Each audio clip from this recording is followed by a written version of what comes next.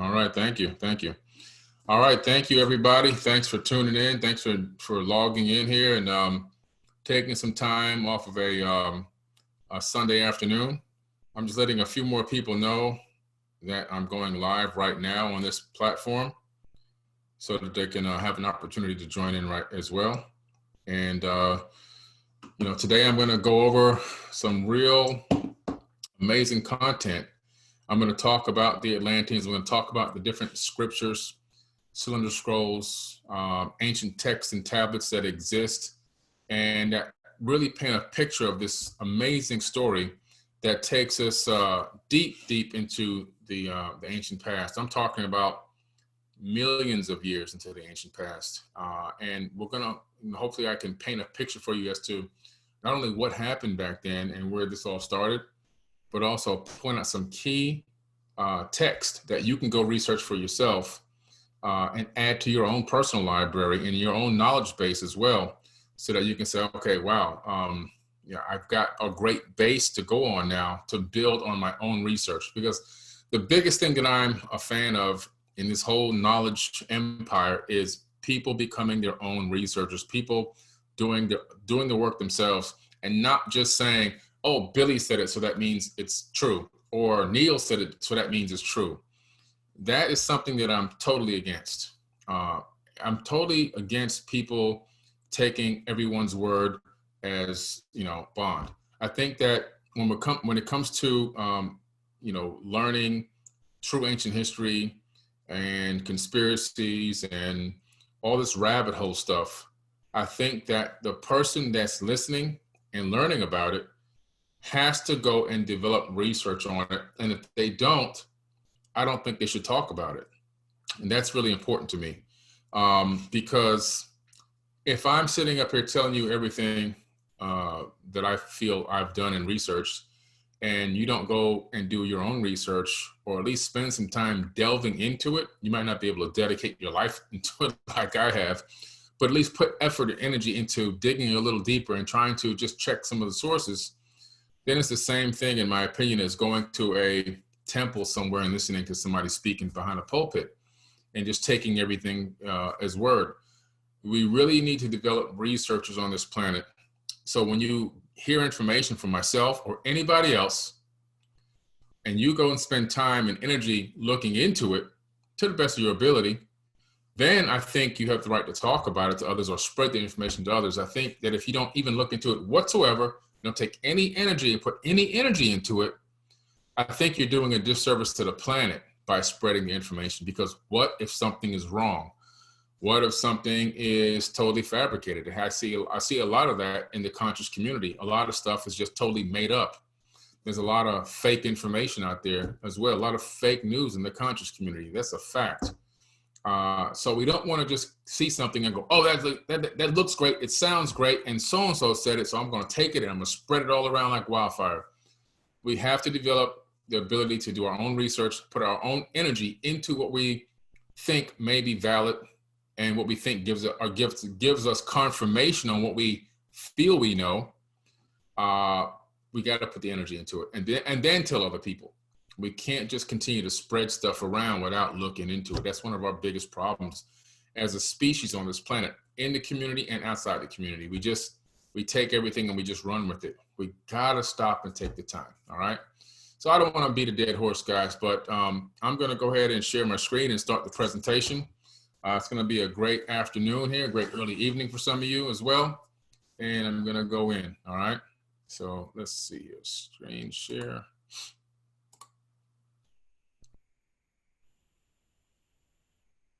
I think this is it on this screen. Let's see, which one am I trying to pull up? Hold on, guys. We gotta make sure I got it. Okay, 3, got it, okay.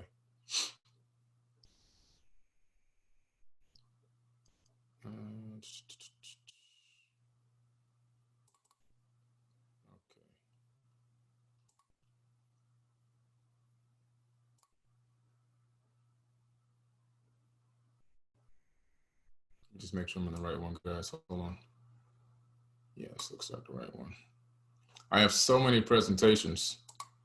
You'd probably faint if you knew how many presentations I have. I'm probably up in the 280 PowerPoint presentation range, and each one is probably 3, 6, and some are 12 hours. All right.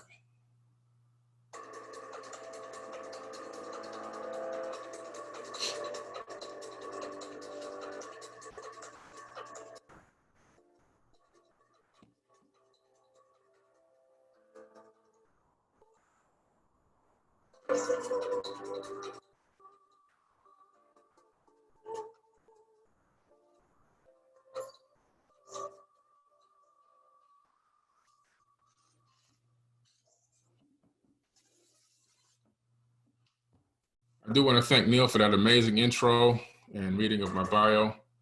As some of you may or may not know, I do teach Egyptian mystery schools, and it's 36 hours of intense teaching and training available on forbiddenknowledge.tv with the number 4. You can also just type in 4bk.tv, three short letters, 4bk.tv. My book, Compendium of the Emerald Tablets, is still a bestseller on Amazon. It was a bestseller even through COVID-19 when they stopped doing essential, but they only focused on essential products.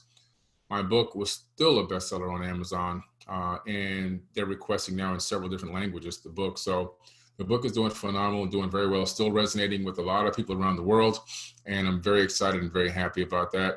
If you want to get the book autographed, you can go to Amazon.com and just type in Emerald Tablets, Billy Carson, or you can go to Forbidden Knowledge with on the website, forbiddenknowledge.com, and you can get a copy of the book there as well. Neil was so great to go through my entire bio. I've done a lot of work in a lot of areas. I began researching at a very early age. I started researching aerospace when I was in first grade at Rainbow Park Elementary School in Opelika, Florida. So these technologies and you know what I would call advanced technologies, which we're just now starting to catch up to, and ancient history technology, I've been able to combine the both, or I've been able to read ancient texts, and I've been able to identify what seems to be something that I've studied in a lot of encyclopedias, in aerospace, and other books that I've researched. So we're going to go into some of that today. I've been on quite a few documentaries and TV shows. Right now, of course, I have the forbiddenknowledge.tv, which has over 1,000 episodes on it. Ancient Civilizations on Gaia, I just filmed season 3. Deep Space season 3 on Gaia, I just filmed as well. Forbidden Knowledge with Billy Carson on Dame-TV, which is Dame-Studios.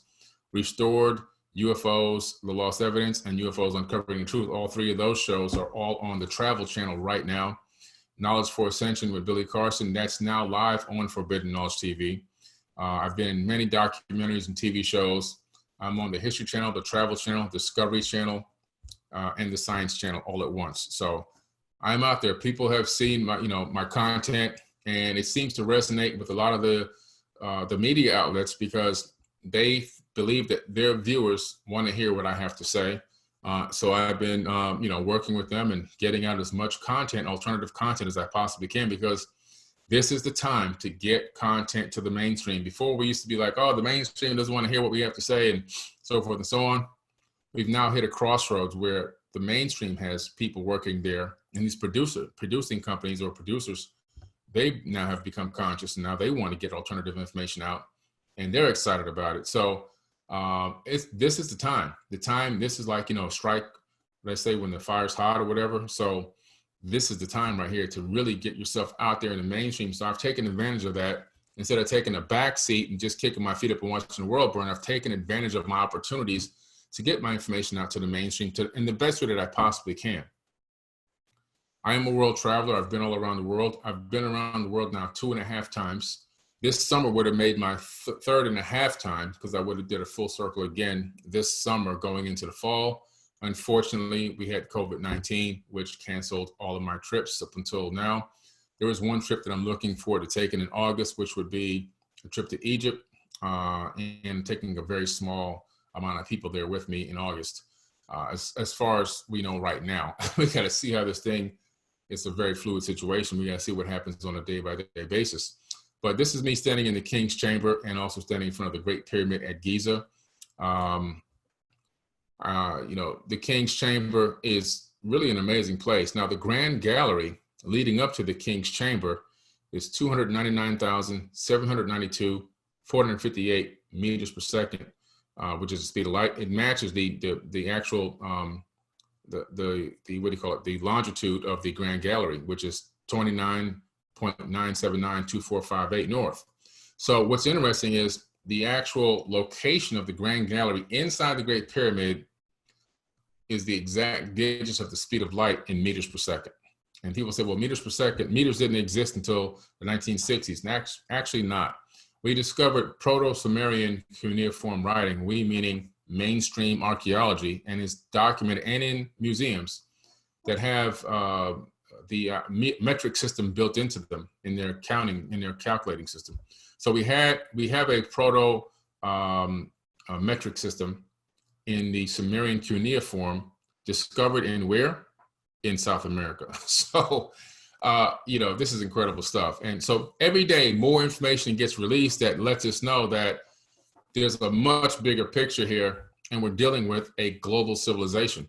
So, you know, today's talk is primarily about obviously the Atlanteans, which are really these Anunnaki people. Anunnaki is a umbrella term for people who come from heaven to earth or from space to earth. And it doesn't matter what planet they come from, as long as they come from heaven to earth, they're considered Anunnaki. This particular group, though, these Atlanteans, they're well documented here, and they left behind a lot of evidence in architectural motifs and megalithic structures, and they also left behind a lot of text for us to read. And so to me, that's a lot of evidence. And the evidence for me is leading to a major, major situation, which we're going to cover today. Here I'm standing inside of the Temple of Abydos. And in this Temple of Abydos, in the ceiling, there are hieroglyphs. And I assure you, these hieroglyphs have never been touched. The homegrown archaeologist, homegrown guide that I went out there with said that the mainstream commercialized guides are told by the Board of Tourism that they're supposed to say that these hieroglyphs were retouched and that's why they look like technology.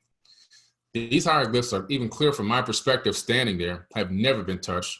They swear that they have never been touched, and everybody in Egypt who lives there knows that they haven't been touched, and that this wasn't the only place that these glyphs were located.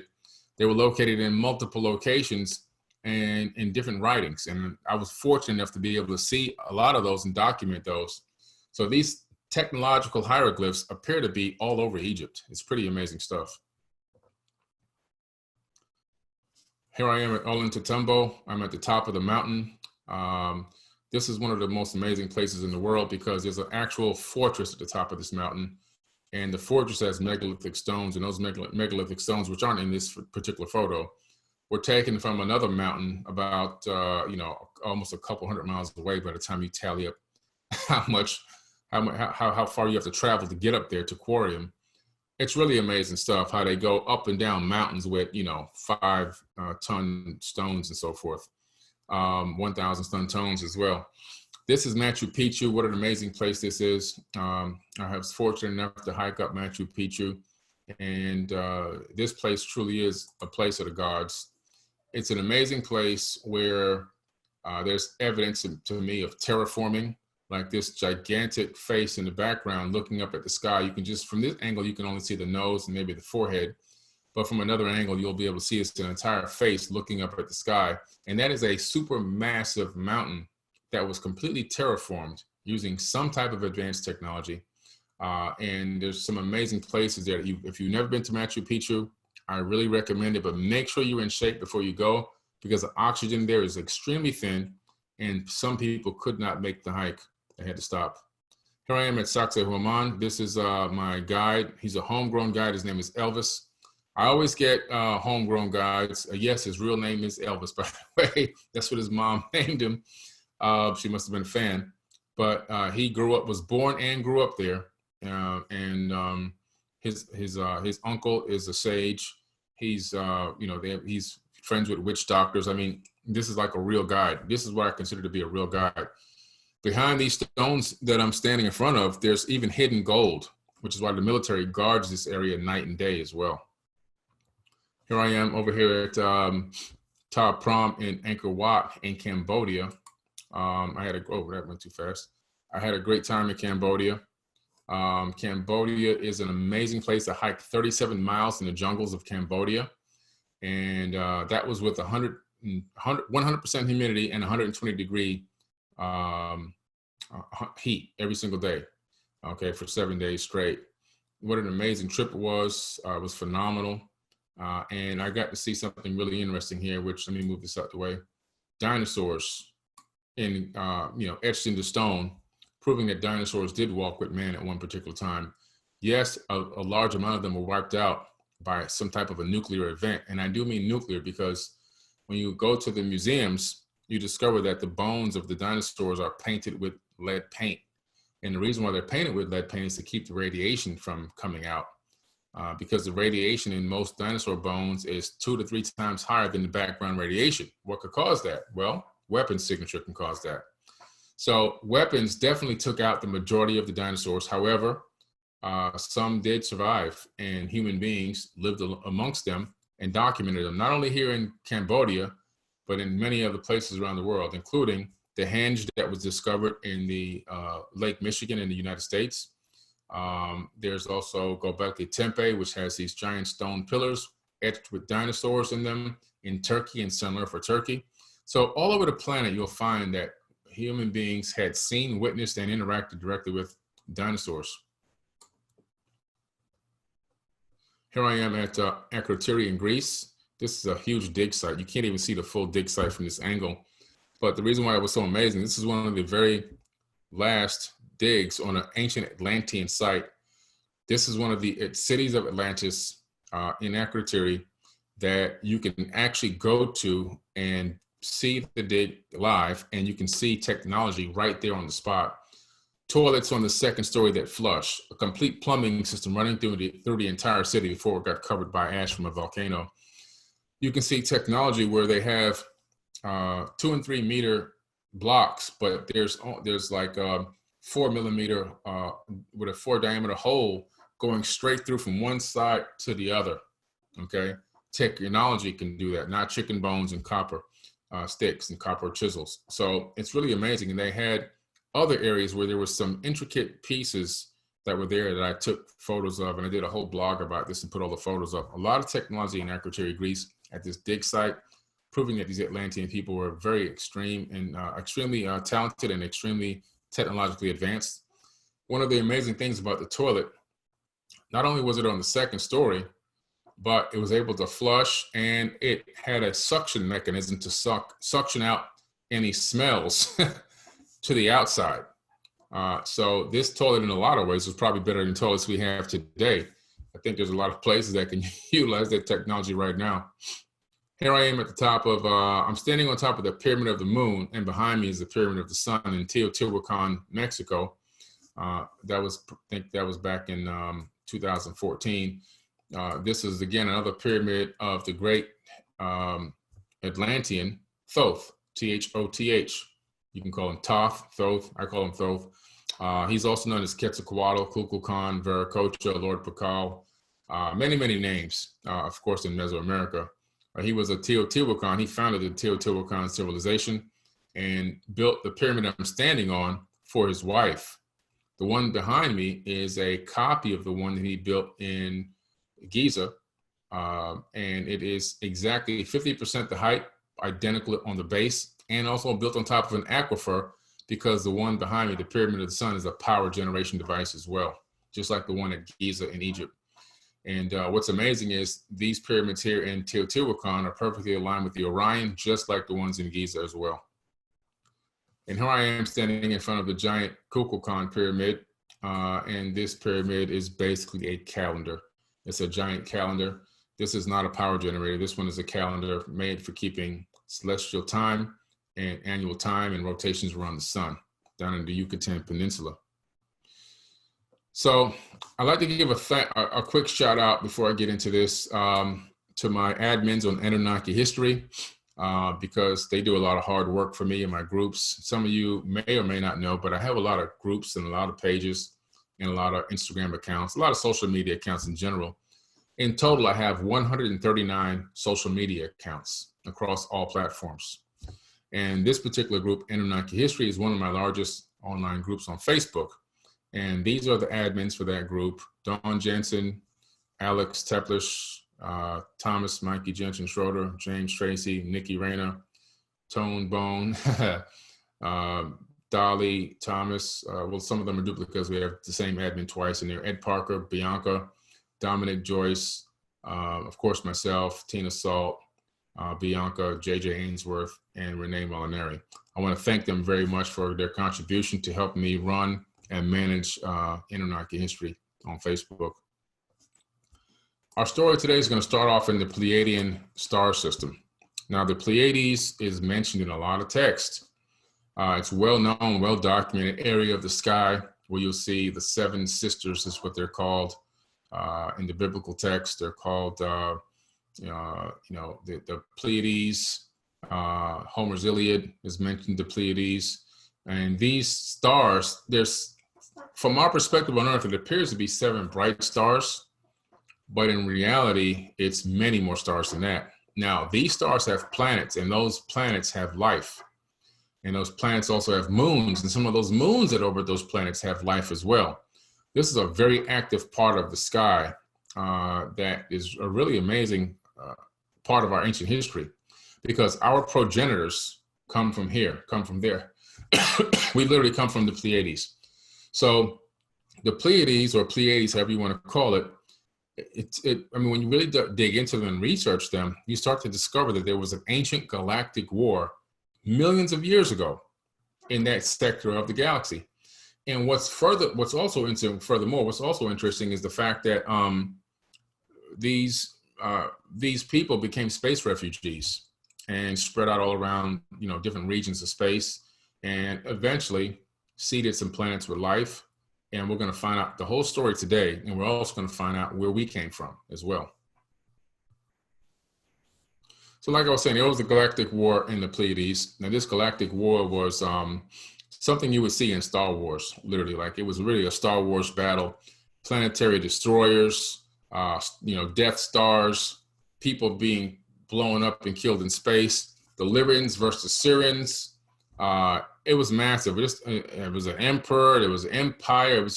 It was just like Star Wars, which leads me to believe that the makers of Star Wars, George Lucas in particular, read a couple of texts. One was the Terra Papers, which reads just like his movies, and also, which is an indigenous Indian epic. And then also the second would be the Enuma Elish, which I think he got a lot of information from as well, which we're going to touch on the Enuma Elish today in depth, okay, as we go into other texts as well. But I really do believe that there was a galactic war that started in the Pleiadian star system and then made its way across the galaxy. A lot of information for what I'm talking about with the Pleiades having a galactic war and different species fighting each other from different planets and planetary destroyers and Death Stars and space refugees and all of that. A lot of the research can be found from Burnham's Celestial Handbook, Star Names, Their Lore and Meaning, Star Lore of All Ages, Star Tales, The Age of Fable, The Greek Myths, The Reader's Encyclopedia, 2E, American Heritage Dictionary, Fundamentals of Physics. So that's where I get my theory of an ancient galactic war, combining all that information together and helping to paint a picture in my own mind with my own discernment, and then now sharing it with everyone else. The space refugees, when they fled that region, some went to this star system called Sirius, which is a trinary star system.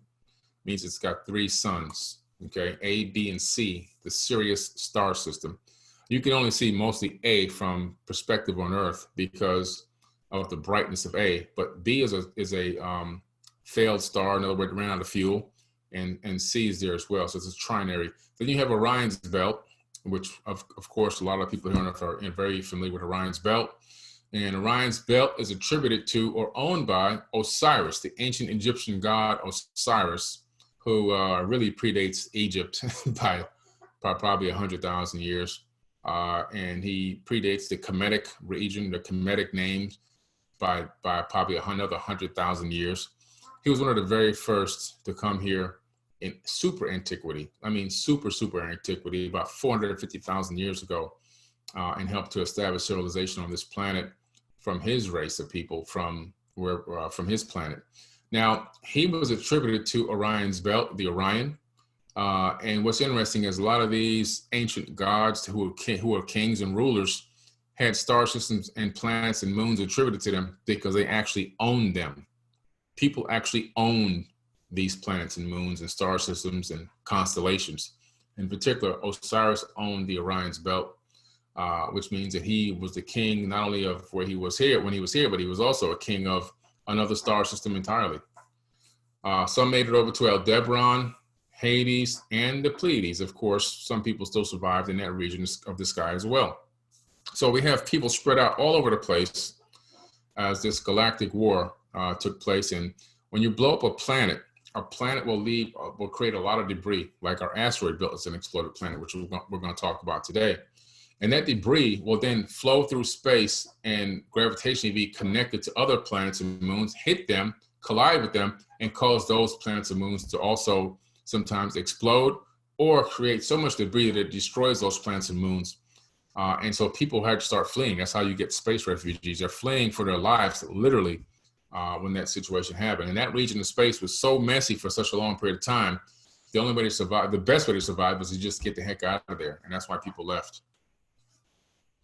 So today we're going to talk about so many different things. In particular, this is a planet that is mentioned in the Enuma Elish that has this particular orbit. It's actually a brown dwarf star. You can see in the lower left corner, this brown dwarf star has planets orbiting it, and it orbits our sun. So today I'm going to show you not only about information about the Atlanteans and their texts and their megalithic structures and the anomalies that they left behind, and also I'm going to show you some space anomalies, but also this brown dwarf star. What's really interesting is that it orbits our sun, which means we live in a binary solar system.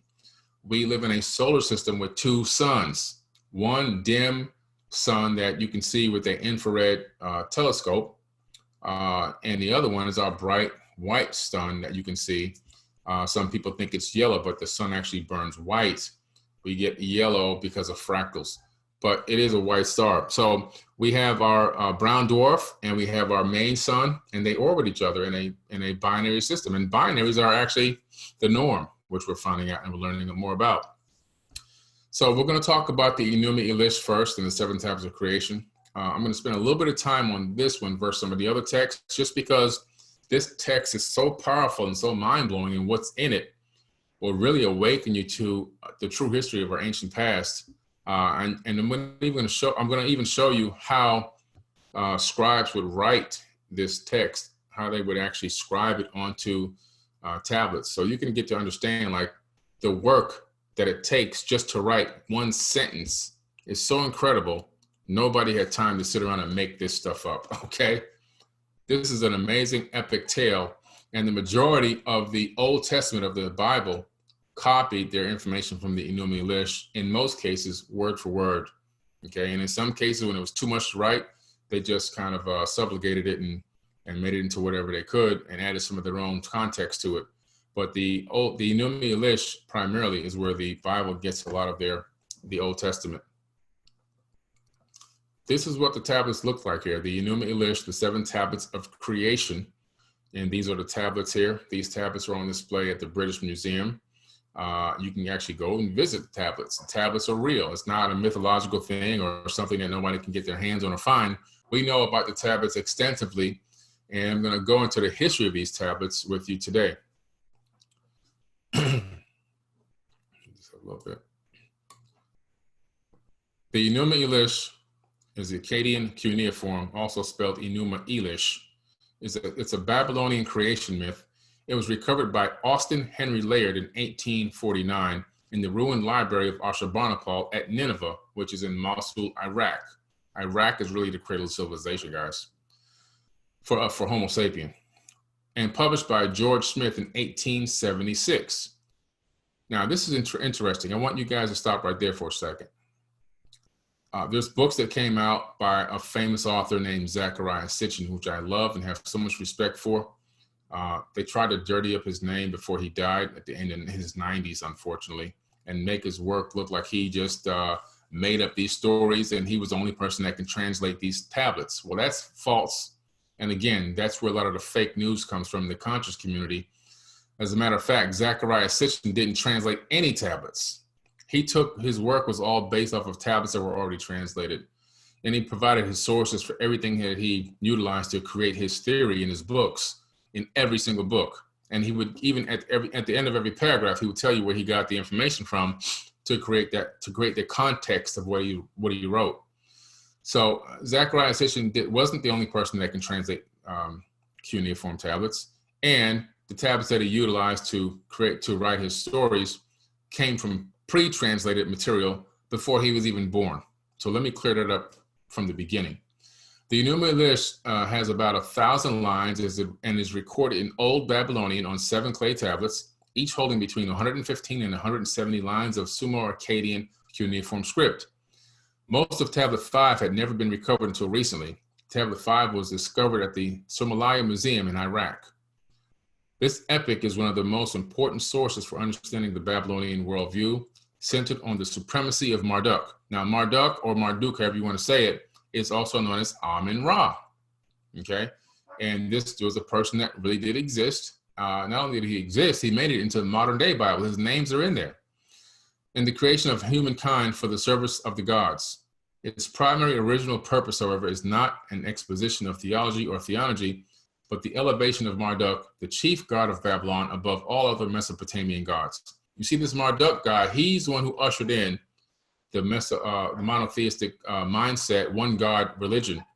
He was jealous of his other relatives, these Anunnaki beings who all came here. They were issued regions of the planet to rule over, regions of Atlantis to rule over.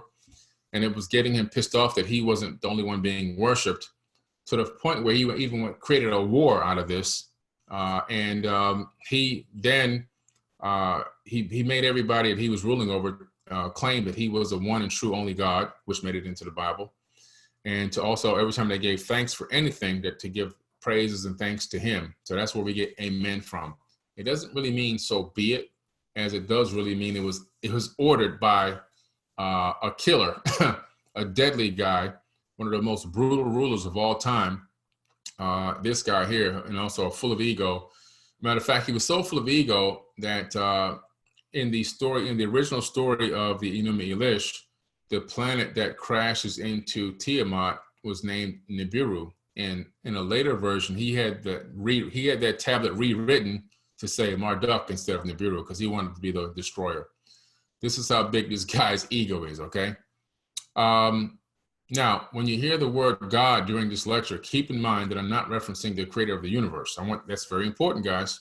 I'm referencing the Anunnaki beings that masqueraded as gods with a lowercase g and were worshipped not only by the Sumerians, but by many civilizations that they themselves had kickstarted. The Enuma Elish exists in various copies from Babylon to Assyria. The version of the Library of Ashurbanipal dates to the 7th century BCE. The composition of the text probably dates to the Bronze Age, to the time of Hammurabi, or perhaps the early Kassite era, roughly 18th to 16th centuries BCE. Okay, we're talking about some really old stuff here. This is tablet 5 that was just discovered at the Somalia Museum in Iraq. So we got a complete and full tablet number 5 now, which gave us even more information about this ancient tale, this ancient story, and it's been translated already. Now, like I said, Zecharia Sitchin didn't translate any of these tablets. And I got to say that over and over again, because there's so much garbage and crap that has gone on over the last few years since his death. And even right before he died, a lot of even people that I thought would have been respected people in the community to bring forth truth and information also did not do their research. They just went with whatever they saw on YouTube and started saying that this Zecharia Sitchin made all this up. When in fact, George Smith, born 1840 to 1876, was an English Assyriologist, apprenticed engraver, and self-taught in cuneiform in the corridors of the British Museum. Eventually, he was hired by Sir Henry Rawlinson, which was a prominent archaeologist. Smith achieved worldwide attention when he discovered an account of the flood with the obvious biblical parallels in 1872, related in the Chaldean account of the deluge. This book expands on the previous work he did and presents numerous translations of the tablets, including the first print appearance of the Epic of Gilgamesh. This is where it comes from, guys, not from Zecharia Sitchin. This is where a lot of these translations come from, okay? George Smith is one of them, and he learned directly how to do the translations at the British Museum. Here we go, another one. E.A. Spicer. In 1926, E.A. Spicer won a Guggenheim Fellowship to study the remains of the ancient Mitanni and Hurons in northern Mesopotamia. That's where Iraq is located. While there in 1927, he discovered the Tepe Guara, which means Great Mound, one of the world's earliest cradles of civilization. In 1928, he was appointed assistant professor of Semetics at the University of Pennsylvania and the full professor in 1931. He was field director of the joint excavation of the American Schools of Oriental Research and the University Museum in 1930 to 1932, 1936 to 1937. Undertaking excavations at Tepe Guara and Tel Bila, he also translated the Hurrian legal text found at Nuzi. After the war, he returned to the University of Pennsylvania, where he was chairman of the Department of Oriental Studies from 1947 until his death in 1965. He was also appointed Elis Professor of Hebrew and Semitic Languages and Literatures there in 1954. He translated and wrote extensive commentary for the volume on Genesis in the Anchor Bible series and was one of the editors of the Torah in the New Jewish Publication Society of America version of the Old Testament. Noted a student of his was future professor Marsh Greenberg, who became an Israel Prize Laureate in Bible Studies. There's another person that also translated the Enuma Elish. So you see his biography, is a mile long. These are very, very learned men that this Enuma Elish and a lot of these other tablets went through, their studies and their research, and they translated a lot of this content. And like I said before, a lot of authors like myself, we thank these guys. They did a lot of the heavy lifting for us. Because of what they did back then, we're able to extrapolate now and come up with our own theories, ideas, and understandings of these ancient tablets. A little bit deeper, because I really want to drive this home. Leonard William King, okay, December 1869 to August 1919, was an English archaeologist and Assyriologist educated at Rugby School and King's College in Cambridge.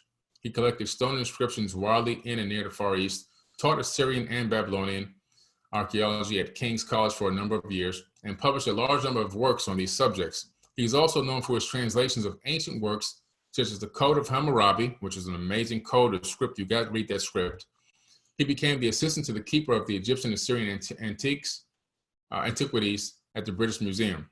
Some of his works: First Steps in Assyrian, a book for beginners, being a series of historical, mythological, religious, and magical, epistolary, and other texts printed in cuneiform characters with interlinear transliteration and translation, and a sketch of Assyrian grammar, sign list, and vocabulary. Letters and Inscriptions of Hammurabi he did in 1898, okay? Encyclopedia Biblica, contributor, 1903. Egypt and Western Asia in the Light of Recent Discoveries, 1907. Chronicles Concerning Early Babylonian Kings, 1907, Volume 1 and 2. Legends of Babylonian and Egypt in Relation to Hebrew Tradition, Schweik Literature, 1916. The Seven Tablets of Creation, or Babylonian, the Assyrian Legends Concerning the Creation of the World and of Mankind, 1902. And the Code of Hammurabi translation in 1899. Guys, again, much respect to Zecharia Sitchin for the work that he put in, because he was able to do exactly what a lot of authors have done. Go back to these guys who did a lot of the heavy lifting and use their research content and their translations. That's where they came from, not from Zecharia Sitchin. This stuff can be found in the British Museum. These tablets and these scriptures, they can all be found in the British Museum. They have a lot of amazing stuff at the British Museum in London. And if you want to see it, you can just hop on a plane and go there. If you're close by, go out there and check it out. You'll be able to see for yourself that these things are real and they really do exist. Now, the translation part has been done so well that there's an online library. It's the UCLA CDLI, Cuneiform Digital Library. And you can actually Google that online and go to your browser, type in UCLA CDLI, Cuneiform Library. This screen will pop up. This is the website. And this website will allow you to literally go in and grab a stone tablet on the virtual shelf, drop it into the translator tool, and read the tablet for yourself. You don't have to worry about what I think, what Zachariah thinks, what any of these other great guys who translated these tablets in the past think. You can read it for your own self, okay, which is what I highly recommend. So the translation of the tablets is no longer in question, and no, there's not just one man in the world who ever translated them. There are literally now thousands of people that have translated these tablets and read the tablets and utilized this particular tool to translate them as well. And now, obviously, being that it's in a college website, it's obviously part of some college courses. And many more people are going through these tablets every single day, and there's millions of tablets. So the majority of the tablets are things like IOUs and bills of sale and wedding arrangements and agreements and things like that. Okay, really amazing stuff. Now we're going to take a quick peep at how this cuneiform is actually done. Which is a Semitic tongue related to the modern languages of Hebrew and Arabic and Aramaic. The writing system which Cyrus's officials used was the traditional cuneiform script, which had been invented in ancient Iraq well before 3000 BC. It is written by pressing a stylus, something a bit like a chopstick, into the surface of the clay, which is nearly dry, and the signs which convey the sound of the language consist of different arrangements of these strokes. They're written one by one, and the reader has to join them up, and the sound emerges from the clay. This is the line that says, I am Kurash, Shar Kishshati, king of the world, the great king, king of Babylon. So it goes on. So we're going to write Kurash. So the first sign, Ku, has a big vertical, two small horizontals, one bigger horizontal, a little vertical, and another horizontal, like a box. This is Ku. Then Ra, we have three strong horizontals to begin, one big one next to it, then one little vertical wedge, and one bigger vertical wedge. Ku, Ra. Now we do Ash, which is three long horizontals, Komsa, and then a vertical in the middle. So we can read this, Ku, Ra, Ash, the name of science. So you see, a lot of work, guys, just to do that. A lot of effort has to go into creating cuneiform writing. So where do you find a lot of these names from the Enuma Elish? You find them in the Torah, which is also known as the law of God. So, saying that nobody else knows about this information that's in the Enuma Elish, wipe that out of your mind. This content made it into the Torah. And in the Torah, eventually, people who read that translated a lot of that and put a lot of that into the Bible. So you see the track record of the plagiarism as it moved forward from the Enuma Elish tablets into the Torah and then eventually into the modern day Bible. Also, if you go to the Ancient Jewish History website, the Jewish Virtual Library, and just start looking for these names, from some of these ancient characters. And you start to find out that, whoa, Marduk is everywhere. Amun-Ra is everywhere. These people are all throughout the history. It's well documented and well known. It's just rarely ever taught. So because they don't teach it, so what happens is people will go to these temples and these places of worship, and they're only given a small amount of information to learn. And the stuff that makes you want to question the work and the context of who is the God figure here and who's really speaking, that stuff is never taught because it's too controversial and it's going to make you raise too many questions. So they override that. They go past it because they know that 99% of the people are never going to look into it. They're only going to listen to whatever the teacher says or whatever the pastor or the, whatever they say, the clergy, whatever you want to call them, whatever they say, they're going to go by that.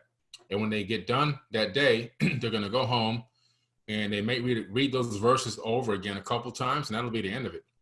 they'll never really dig into it. And they know this. And because they know this, they can continue to brush over it and act like it doesn't exist when it's right there hiding in plain sight. So this is the Hubble Skybook. Okay, now we're going to start talking about some space here. The Hubble telescope here, there's a skybook.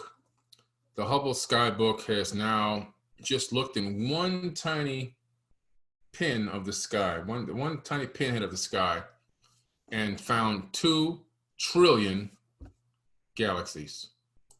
Okay, 2 trillion.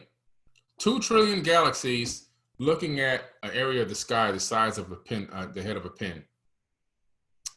That means that we are part of something massive and incredible, and we haven't even begun to tap into what's available for us out there in this vast universe.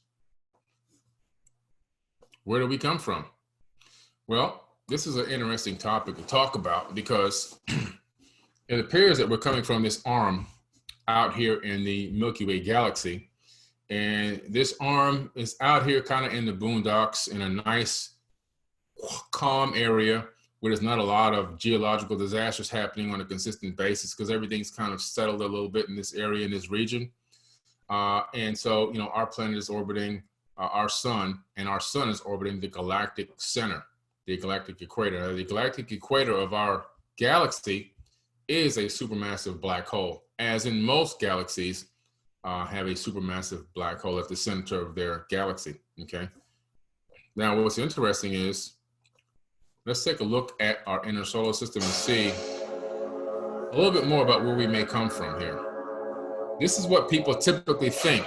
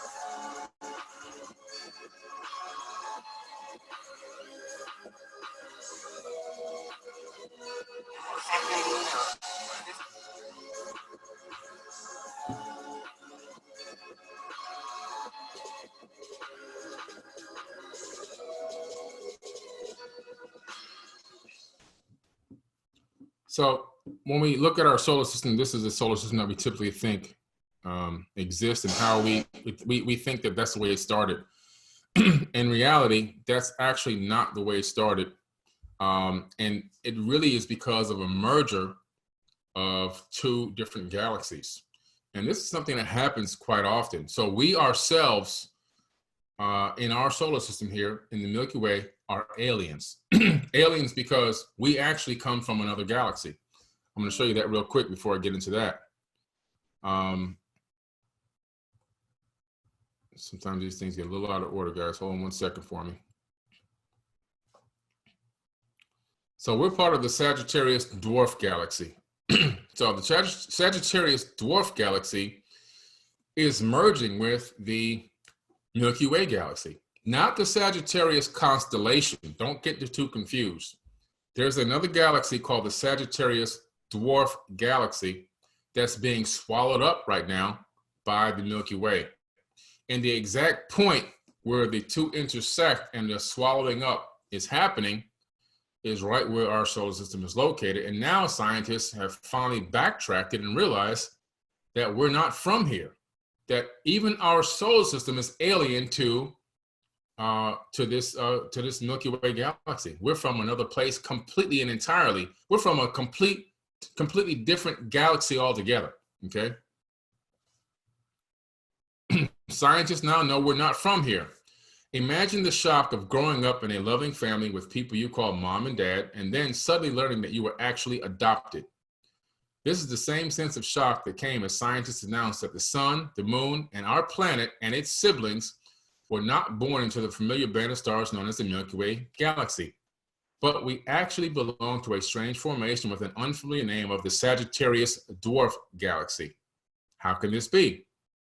Using volumes of data from the 2-micron all-sky survey in 2-mass mode, because that detects infrared, a major project to survey the sky in infrared light led by the University of Massachusetts, the astronomers are answering questions that have baffled scientists for decades and proving that our own Milky Way is consuming one of its neighbors in a dramatic display of ongoing galactic cannibalism. The study published in the Astrophysical Journal is the first to map the full extent of the Sagittarius galaxy and show in vivid detail how its debris wraps around and passes through our Milky Way. The Sagittarius is 10,000 times smaller in the mass than the Milky Way, so it is getting stretched out, torn apart, and gobbled up by the bigger Milky Way. Why is this important? Because this is so important to understand why we have a captured planet in our solar system and how it even got there. I'm going to go back to the Enuma Elish now and talk about the creation or what it says about the creation of our solar system. And when you see these collisions and everything else, now because I told you this, you're going to understand why.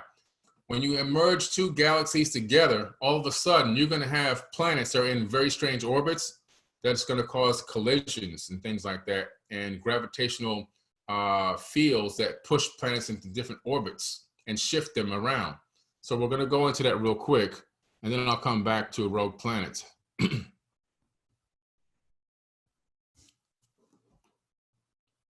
This is direct from the Enuma Elish.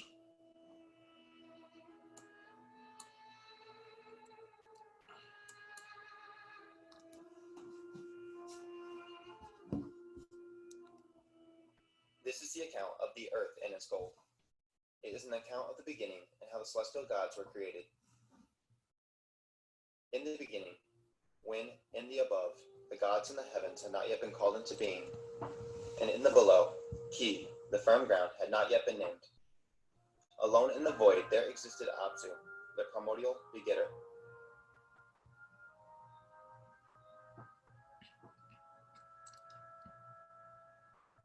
In the waters of the below, the celestial gods had not yet appeared. In the heights of the above, the celestial gods had not yet been created. Above and below, the gods had not yet been formed. Destinies were not yet decreed. No reed had yet been formed. No marshland had appeared.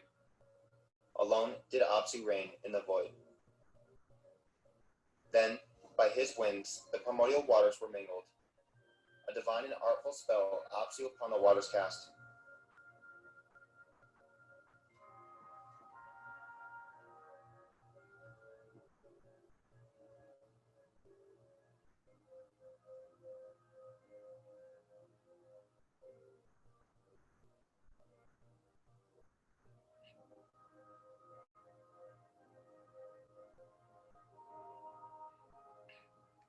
On the void's deep, he poured a sound sleep. Tiamat, the mother of all, as a spouse for himself, he fashioned.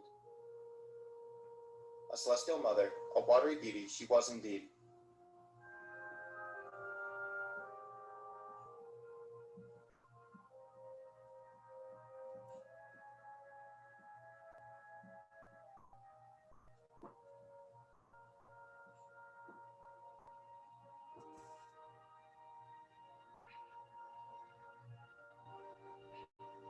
Beside him Apsu, little Mamu, then brought forth.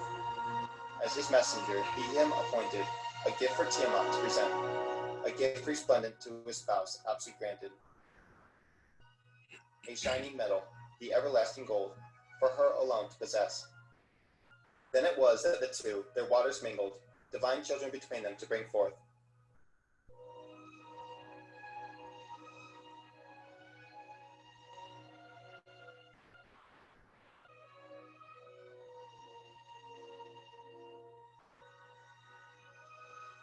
and female were the Celestials created. Lamu and Lahamu, by names they were called.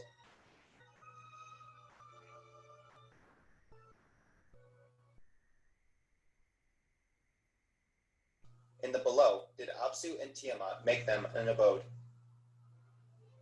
Before they had grown in age and in stature, in the waters of the above, Anshar and Kishar were formed. Surpassing the brothers in size they were. As a celestial couple, the two were fashioned. A son, An, in the distant heavens was their heir. Then Antu, to be his spouse, as An's equal was brought forth. As a boundary of the upper waters their abode was made. Thus were three heavenly couples, below and above, in the depths created. By names they were called, the family of Apsu with Mamu and Tiamat they formed.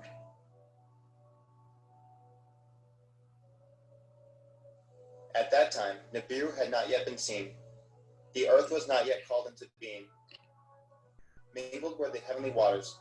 By a hammered bracelet they were not yet separated. At that time, circuits were not yet fully fashioned. The destinies of the gods were not yet firmly decreed. The celestial kinfolk banded together. Erratic were their ways. Their ways to Apsu were verily loathsome.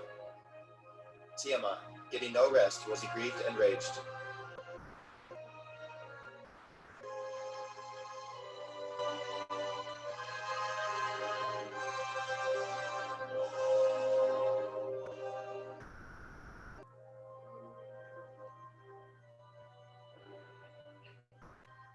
A throng to march by her side she formed. A growling, raging host against the sons of Apsu she brought forth. With all 11 of this kind she brought forth. She made the firstborn, Kingu, chief among them. When the celestial gods of this did hear, for counsel they rallied. Kingu, she has elevated, to rank as An, command to him she gave, to each other they said. A tablet of destiny to his chest she has attached, his own circuit to acquire. To battle against the gods, her offspring Kingu she instructed. Who shall stand up to Tiamat, the gods asked each other. None in their circuit stepped forward, none a weapon for battle would bear.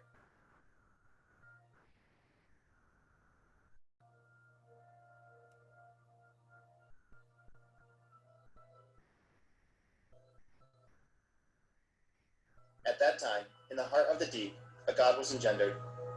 In a chamber of fates, a place of destinies was he born. By an artful creator he was fashioned, the son of his own son he was. From the deep where he was engendered, the god from his family in a rushing departed. A gift of his creator, the seed of life, with him away he carried. To the void he set his course, a new destiny he was seeking. The first to glimpse the wandering celestial was the ever-watchful Antu. Alluring was his figure, a radiance he was beaming. Lordly was his gait, exceedingly great was his course. Of all the gods he was the loftiest, surpassing theirs his circuit was. The first to glimpse him was Antu, her breast by child never sucked. Come, be my son, she called to him. Let me your mother become. She cast her net and made him welcome, made his course for the purpose suited. Her words filled the newcomer's heart with pride. The one who would nurse him made him haughty.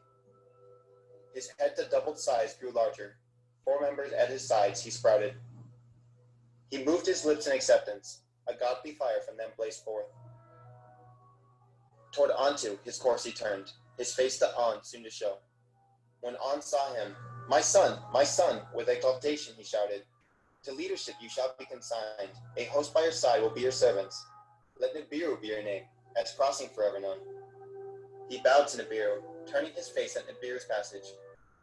He spread his net, for Nibiru 4 servants he brought forth. His host by his side to be, the south wind, the north wind, the east wind, the west wind.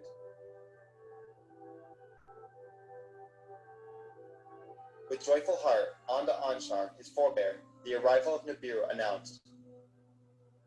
Anshar, upon hearing this, Gaga, who was by his side, as an emissary sent forth. words of wisdom to On deliver, a task to Nibiru to assign. He charged Gaga to give voice to what was in his heart, to On thus say.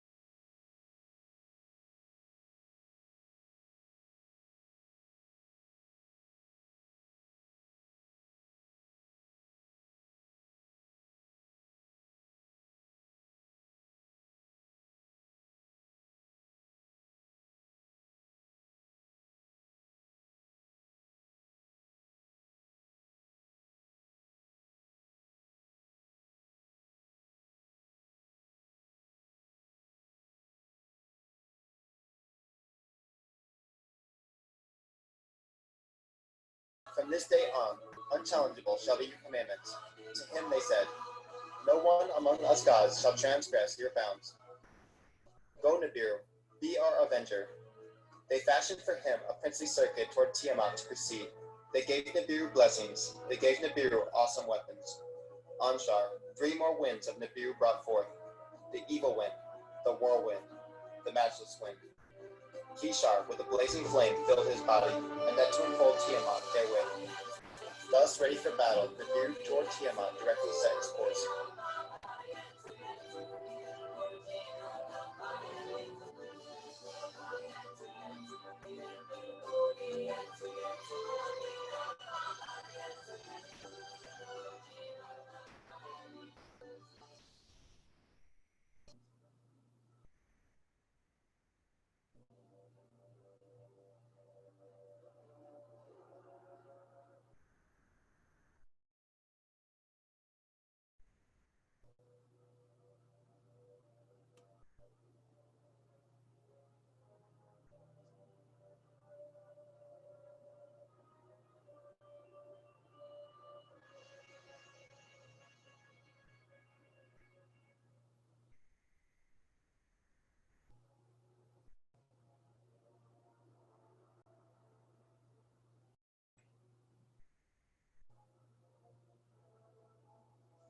Now this is the account of the celestial battle, and how the earth had come to be, and of Nibiru's destiny.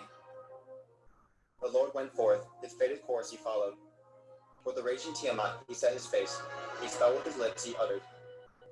As a cloak for protection, he the pulsar and the emitter put on. With a fearsome radiance his head was crowned. On his right he posted the smiter, on the left the repeller he placed.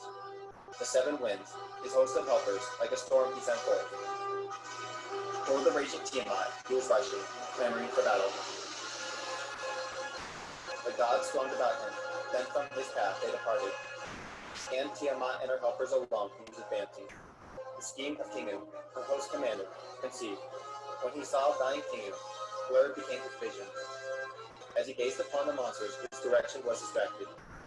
His course became upset, his doings were confused. Tiamat's band, tightly her encircled, with terror they trembled. Tiamat, to her roots gave a shudder, a mighty roar she emitted. On Nibiru she cast a spell, engulfed him with her charms. The issue between them was joined, the battle was unavoided. Face to face they came, Tiamat and Nibiru, against each other they were advancing. Day for battle approached, they pressed on for single combat. The Lord spread his net, when compass earth he cast it. With fury, Tiamat cried out. Like one possessed, she lost her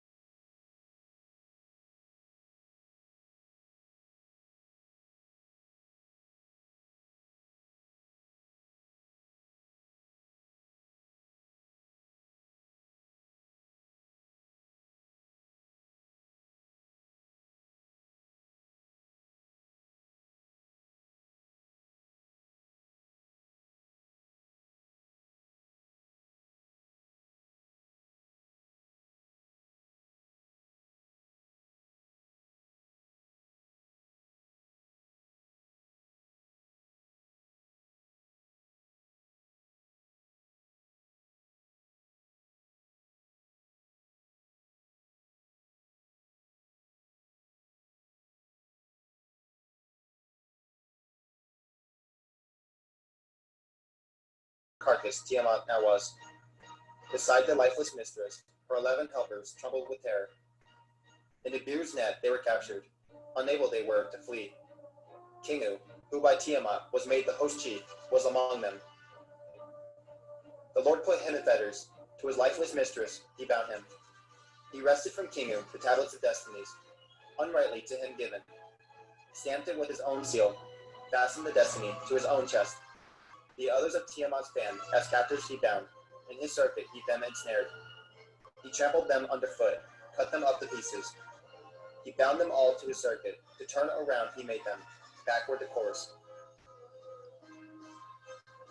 From the place of the battle, Nibiru then departed, to the gods who had him appointed the victory to announce.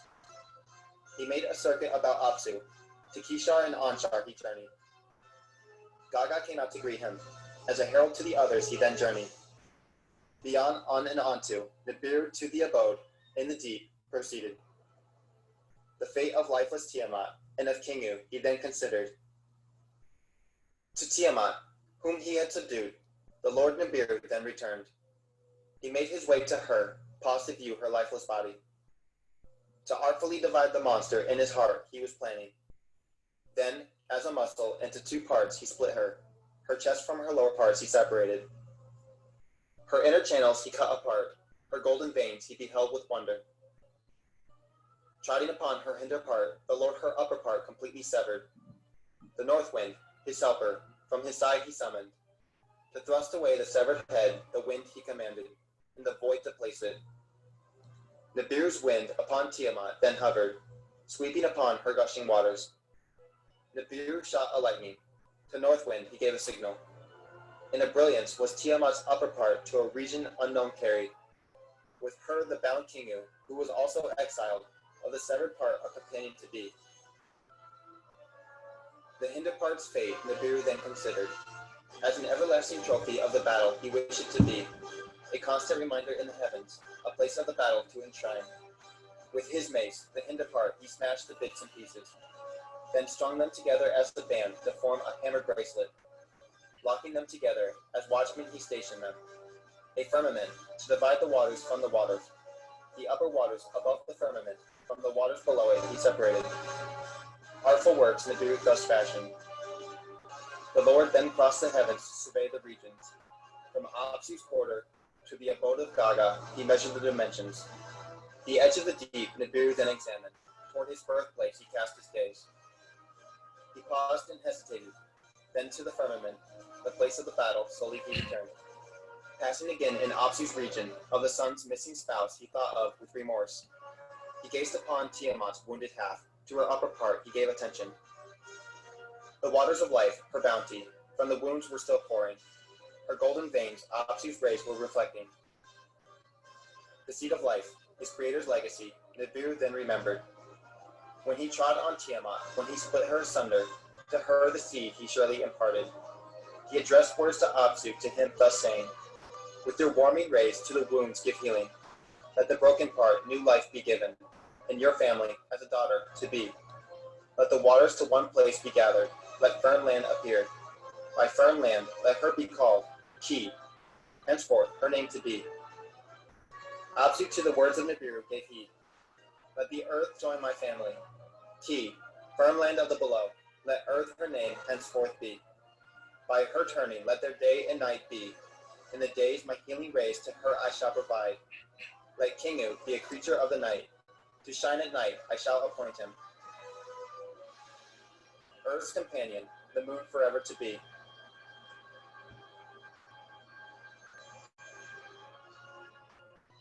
Nibiru the words of Apsu with satisfaction heard.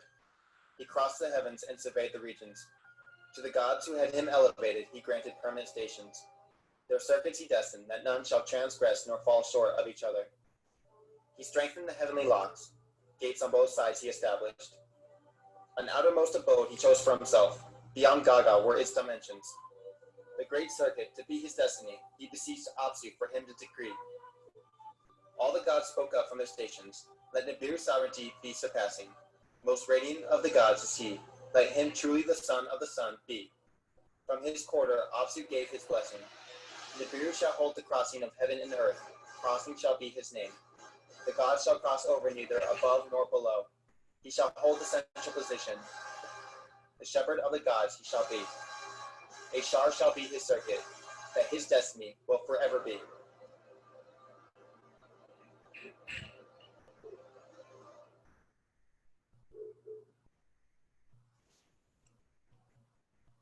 So guys, we were talking about, there you saw the Enuma Elish theatrical version for you to actually see it in audio and video. So the Enuma Elish, like I said earlier in the presentation, is text that had been translated hundreds of years ago, long before Zecharia Sitchin was even born. And that's where he got a lot of his content from, pre-translated text. In other words, this text was not translated by him. And nothing to take away from him, because I love Zecharia Sitchin. It means that his work is vindicated, and a lot of the people that made up fabricated stories about his books, they have never read the Enuma Elish. The Enuma Elish and the 7 tablets of creation is what makes up the majority of the Old Testament of the Bible, because the Bible plagiarized and copied it almost word for word in some cases directly from the Enuma Elish. There's also another amazing epic, the Epic of Atrahasis. And in the Epic of Atrahasis text, which the tablets have been found and translated in ancient times, we have talk of the Apsu, the oldest of the beings or their progenitors. Tiamat, which is the planet we just saw destroyed. Tiamat is where Earth came from. Mumu, the sun steward of his house, and Marduk, which is also known as Nibiru, which was the planet of crossing, planet of heaven. Now, this Tiamat planet, what's amazing about Tiamat, if you paid attention, Tiamat was a planet about 6 times larger than Earth, water-bearing planet with land and ground on it. People lived on Tiamat, beings. Now, Mars was not originally a planet. Mars was a moon of this Tiamat, and so was our moon. Our moon orbited Tiamat. Earth didn't exist yet. Earth didn't exist until this planetary collision happened, which where I told you before when I showed you the science story from astrophysics, where we were talking about the fact that we're part of the Sagittarius dwarf galaxy, and we are being merged in with the Milky Way as we speak. That has now become mainstream teaching. I mean, it's taught in colleges now. It's in the history books. We discovered that we're not even from this Milky Way galaxy. Our solar system comes from another place entirely. Now, when you have that kind of merger between 2 galaxies, you're going to get a lot of movement, and you're going to get a lot of collisions, and you're also going to get a lot of planets vying for different orbits based off of gravitational fields and gravitational pull. So when Tiamat got crashed into and split into giant pieces, the majority of it became the asteroid belt.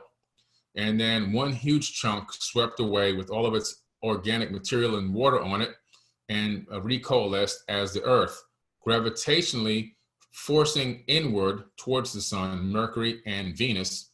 Earth took that 3rd position, and we gravitationally pulled Kingu, which is the moon, which used to be the moon of Tiamat. Mars, because of the explosion of Tiamat, Mars has one side completely charred, and the other side is very smooth. It's one side charred, one side smooth, well documented from the Mars Global Surveyor images that we've taken now for the last few decades. And Mars is in a very, very strange orbit around our sun. It's in a very strange elliptical orbit, which can be tracked back to the fact that Mars was originally a moon of Tiamat and orbited that, not our sun. But when Tiamat exploded, it slung Mars into this very strange elliptical orbit. So when you look at Mars's orbit around our sun, when it's in perigee, when it's its closest approach, it's about only 80 million miles away. And at its farthest distance, when it's in apogee, it's probably about 152 million miles away. So when you take a trip to Mars in terms of sending a probe or a rover there, you set your rocket ship from Earth to rendezvous with it when it's heading into perigee. And so you want to time it to when every 2 years, or every 24 months, is a launch window to rendezvous with Mars when it's at its closest approach to our sun. But Marduk is used here to represent a planet called Heaven in the Atrahasis epic. Now, he's Marduk, Marduk, however you want to say it. He changed Nibiru to Marduk in the newer version of the Babylonian epic In the Atlantis, he also changed the planet Heaven to his name, Marduk, because again, he had a very big ego. This guy had a huge ego, man. I mean, huge. So this is the Atlantis epic, okay? This is the actual Babylonian tablet, and you can find this Atlantis epic at the British Museum, once again. So you can visit the British Museum and see this for yourself. And the Epic of Atlantis reads almost like the Enuma Elish and the 7 Tablets of Creation. The only difference is very slight here and there. But the thing that's beautiful about it, it mentions Enlil, it mentions Marduk, all these characters that we know about. It talks about the fact that these beings traveled from their planet to Earth. And it also talks about that they worked on this planet and Mars. And it says at some point, the people that were working on Mars, named the Igigi, according to these ancient tablets, got fed up with the workload and they fell from heaven to earth. So they left Mars and came down to earth to go to battle against the kings, Enki and Enlil. When they got here, Enki and Enlil, they encircled their campus in a place called Adam's Calendar in Africa, where they discovered the first gold mine. As a matter of fact, I was supposed to head there this summer with Michael Tellinger, that was going to take me on tour to Adam's Calendar. But unfortunately, of course, COVID-19 slowed that down. But I'll have to get out there next summer. But either way, they went to Adam's Calendar in Africa, encircled Enki and Enlil's encampment, and then they were getting ready to go to battle because the workload was too heavy. And an agreement was made according to the Atlantis and also according to the Enuma Elish that human beings, or I shouldn't say human beings, it would be our cousins that were here, because there was a statement made by Enki that there was an existing hominid here, an existing being on the planet that would be our cousins, human Homo sapien cousins. And he said his exact words, we can basically add our essence to them and we can get them to do the work. So he's talking about genetically modifying the existing hominid. So again, the Anunnaki did not create human beings. They did not create us. We didn't just come from some type of a weird petri dish. What they did was they took our cousins, an existing hominid, and they genetically made a modification to a few things to control us, because they couldn't control the one that was here. Not because we were wild savages, but because we were more spiritually advanced. Our ancestors, our cousins, before Homo sapiens existed, this version of human, were much more advanced than us and probably much more intelligent than us as well. Not technologically, but spiritually. The bones and bodies and the skulls have been found all over the planet. We had bigger heads, bigger brains, which means we had bigger pineal glands, probably a lot more conscious. Probably had the capability of communicating through, no words, no mouth, just telepathic. Probably had the capability of telekinesis. We probably understood and knew how to use our magnetite crystals in our brains and everything else. But the Atlantis epic, it talks about a genetic modification that literally disconnected us. We now have junk DNA. We have smaller brains and smaller skulls.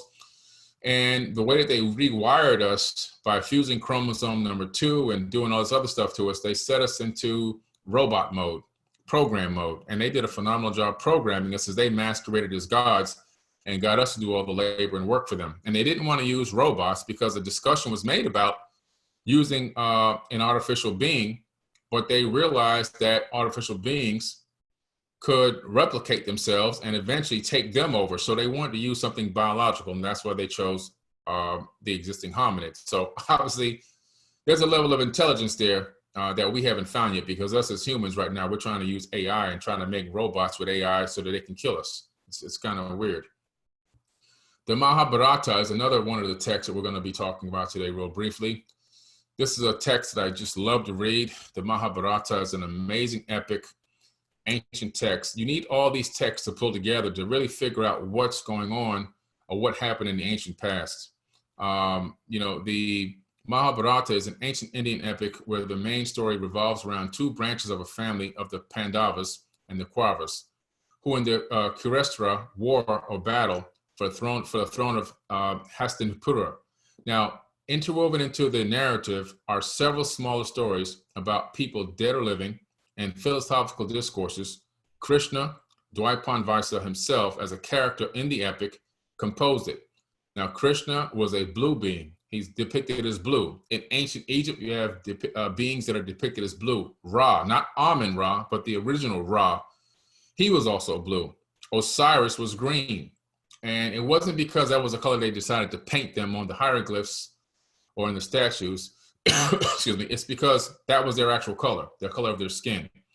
In the ancient times, there were many different colors. You had not only black people, white people, mulatto people, yellow people, red people, but you also had blue and you also had green. This is well documented in the glyphs. The glyphs specifically talk about the colors of the skins of some of these quote unquote gods, and that it was actually their real color. The events in the epic play out in the Indian subcontinent and surrounding areas. It was first narrated by a student of Vyasa at the snake sacrifice of the great grandson of one of the major characters of the story, including within the Bhagavad Gita, which is another ancient text that I love to read. And the Mahabharata is one of the most important texts in the ancient Indian literature. Now, the Mahabharata, and the reason why we're talking about a lot of these texts is in the Enuma Elish, which we went over, the Extraterrestrials epic, and in the Mahabharata, we see something prevalent through all these three different texts, and now the Bhagavad Gita as well. They all of these texts talk about a galactic war, which we kind of spoke about in the beginning of this lecture, a galactic war that persisted across the entire galaxy from the Pleiades to the Orion, Aldebaran, Sirius, and also into obviously our region of space now, where we had gravitationally captured a brown dwarf, which we now know is the brown dwarf of Nibiru, according to the Enuma Elish. In the longest version consists its longest version consists of over 100,000 schola, or over 200,000 individual verse lines. This is a very long epic.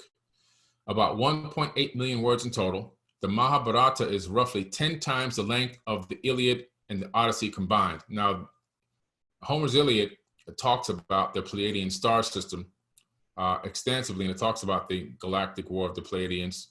And in the beginning, I gave you a list of the sources that I used to come up with my theory about the ancient galactic war that originated in the Pleiades. One thing seems to be very consistent through all these texts. It's the wars. It's all about 4 times the length of the Ramayana, and W.J. Johnson has compared the importance of the Mahabharata to the world civilization, that of the Bible, the works of Shakespeare, the works of Homer, the Greek drama, and the Quran as well. It's an amazing epic. It's an amazing work. If you haven't had time to check out the Mahabharata and the Bhagavad Gita, I highly recommend it. In all of these epics, it seems to be something else prevalent, technology. This is a Vimana. In these Indian epics, you're going to find that they have Vimanas, flying machines that use ferrofluid vortex engines that flew around the world using rotating Mercury and Taurus energy fields that had electrified fields that created anti-gravity. So that they would fly silently. And some of these, according to the Indian texts, they could take a complement of men and take them to any planet.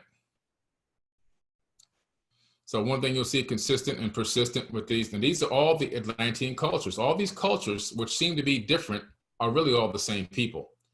And you always find that there's chariots of fire representing UFOs of one kind or another, spoked wheels, wheels within wheels, gears of time, synchronicity with wheels of time or alchemy, snakes or human DNA in a biogenetic experiment set in physical space and linear time, gods mating with human women to create the human race in their image, blue star gods, blue bloods or royal bloodlines descended directly from the gods, the mythical battles of heaven and earth, physical reality versus higher frequency duality, mythical wars between the gods witnessed by and depicted by humans since the beginning of time.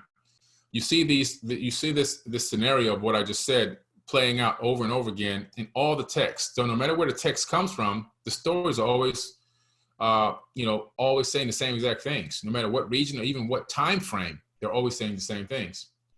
The Brahmastra is an astral or celestial weapon created by Lord Brahma. Now, this is the thing that was being used in the Pleiadian star system, this Brahmastra weapon. It's sometimes known as the Brahma Astra, which is also kind of known as a missile. It's described in a number of Puranas. The Brahmastra is considered to be the very deadly weapon. It's one of the deadliest weapons. When the Brahmastra is discharged, neither a counterattack nor defense of any kind can stop it, okay? It literally was a planetary killer. It was a Death Star. In ancient Sanskrit writings, the Brahmastra was a weapon created by Brahma, along with its more powerful versions like the Brahmashira Astra and the Brahmastra, are said to be mythical equivalent of the modern day atomic weapons and nuclear thermonuclear bombs, respectively. The actual scripts in the Indian text say that it can destroy any man on 3 worlds. So one launching of this weapon can literally kill men on 3 different planets. That's how crazy this weapon is. And to me, it's a Death Star. An amazing, interview by the gentleman that literally created the nuclear bomb.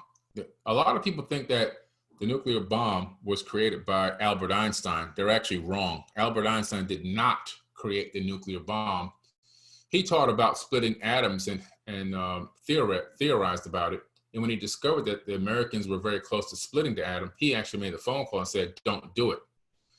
This is a very famous quote by J. Robert Oppenheimer, the father of the atomic bomb. After witnessing the first test, he saw the mushroom cloud go up. He said, "Now I am death, destroyer of worlds." He actually did a quote from the Mahabharata. In an interview about the first test of the atomic bomb, first televised in 1965 as part of a documentary called The Decision to Drop the Bomb, Oppenheimer remarked that upon seeing the test, he thought, "Now I have become death, destroyer of worlds."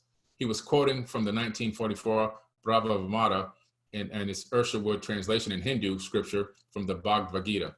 So, this is the person that actually was the father of the atomic bomb. But it's amazing how we keep reliving these same scenarios over and over again. We see these wars happening. We see the threats of wars. We see the technology they're using for these wars. And then now here we go again, rediscovering the same exact weapons and recreating the weapons from the ancient past. A lot of wars of the Bible. Let's see here. This is interesting. We see these wars pass on from the Atlanteans they made their way into Deuteronomy. So in the book of Deuteronomy, what happens is there is what appears to be one God speaking and telling people to travel from region to region to kill and destroy and steal the spoils. However, when you really analyze where the source of the text comes from, you realize that this information comes from much older text, and that these plagiarized texts were then rewritten and modified to say God singular when it's really gods plural. And these are the Atlantean gods. These are the Anunnaki people, who are all relatives, by the way, fighting each other over land and resources in different regions of the planet, utilizing humans as their workforce in their army to do it, just like they're doing today. Nothing's changed. This is from the Bible, from the book of Deuteronomy. Kill the entire town if one person worships another god. Now, this is supposed to be from the creator of the universe. Okay, now when I read this, you'll realize this is not a creator of a universe. This is a person with an ego speaking. Suppose you hear in one of the towns, the Lord your God is giving you some worthless rabble among you have led their fellow citizens astray by encouraging them to worship foreign gods. In such cases, you must examine the facts carefully. If you find it is true and can prove that such a detestable act has occurred among you, you must attack that town and completely destroy all its inhabitants, as well as the livestock. Then you must pile all the plunder in the middle of the street and burn it. Put the entire town to the torch as a burnt offering to the Lord your God. That town must remain in ruin forever. It may never be rebuilt. Keep none of the plunder that has been set apart for destruction. Then the Lord will turn from its fierce anger and be merciful to you. He will have compassion on you and make you a great nation, just as solemnly promised by your ancestors. The Lord your God will be merciful only if you obey him and keep all the commandments I am giving you today, doing what is pleasing to him. Deuteronomy 13:13. This is a person masquerading as a god, telling these people that they're going to get all these amazing blessings if they go to another town, that they've never been to, don't even know these people, don't know anything that they could have done, good or bad, and not only kill them, but destroy and burn everything down. This was part of Amun-Ra's, who is also known as Marduk in the Bible. This is his thing. Like, this is his signature. He literally didn't want anybody else to be called God. He didn't want anybody else to be a god but him. And the other gods he's referencing are his own relatives. He wanted to be a god so bad that before he was given kingship, those gods ruled by celestial time period. So his time to rule was during the era of Pisces. Pisces were like almost 200 years off. So he started a war just to take kingship early because he didn't want to wait another 200 years to become a king. This is the kind of guy that, is one of these gods in Deuteronomy. And when you say amen, you're saying amen to him, an evil ruler that started wars. Here's another one of these gods. Kill men, kill women and children. Then I heard the Lord say unto other men, follow him through the city and kill everyone whose forehead is not marked. Show no mercy, have no pity. Kill them all, old and young, girls and women, little children. But do not touch anyone with the mark. Begin your task right here at the temple. So they began killing 70 leaders. Defile the temple, the Lord commanded. Fill its courtyards with the bodies of those you kill. Go. So they went through the city and did as they were told. That's Ezekiel 9:5-7. This is what the Lord of hosts has to say. I will punish what Amalek did to Israel when he has barred his way as he is coming up from Egypt. Go now, attack Amalek and deal with him and all that he has under the band. Do not spare him, but kill men, women, children, and infants, oxen and sheep, camels and asses. 1 Samuel. This is not the creator of the universe telling these people to do this. These are these Atlantean people. These are these Atlantean people doing this. This is not God. This is not the creator of the universe. This text is copied from old ancient Sumerian cuneiform tablets and then made its way into the modern day Bible. And it's more of these wars of the Atlanteans. This is a warring race. Then the Lord said to Joshua, do not be afraid or discouraged. Take the entire army and attack Ai, for I have given you the king of Ai, his people, his city, and his land. You will destroy them as you destroyed Jericho and its king. But this time you may keep the captured gods and the cattle for yourselves. Set an ambush behind the city. So Joshua and the army of Israel set out to attack Ai. Joshua chose 30,000 fighting men and sent them out at a night with these orders. Hide in ambush close behind the city and be ready for action. When our main army attacks, the men of Ai will come out to fight as they did before, and we will run away from them.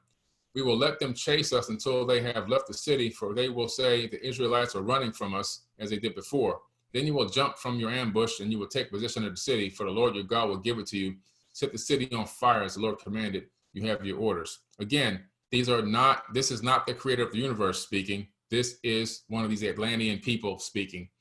And people are following these people because they had advanced technology. They appeared to be extremely wise. And because when an advanced civilization meets a less advanced civilization, we deify them, we pray to them, and we become a cargo cult. Just like we do today, we do the same thing. So here, this is a post that I put on Instagram and Facebook just the other day. Again, it's a repost that I've been putting up for years. You see a gentleman here, a military soldier from modern times, what we call modern times right now. You see in the back room a dead family, and you see this kid crying, and the guy goes, hey, don't blame me, kid. Blame those politicians in Washington who sent me here. I'm a good guy, really. I just joined to get money to go to college. Just like those people in the biblical account were doing this because they thought that they would get a special blessing from their God for going and killing women, children, babies, infants, oxen, and burning down an entire town of people who they don't even know. Just because somebody else told them to do it, but that person had an agenda, and the agenda was to capture more land and resources, but they couldn't discern that. And this is the same exact scenario we're playing out today. The Atlantean system is still running this planet in terms of the warring race that we are right now on this planet. Okay, now I'm going to go back up here. I went there.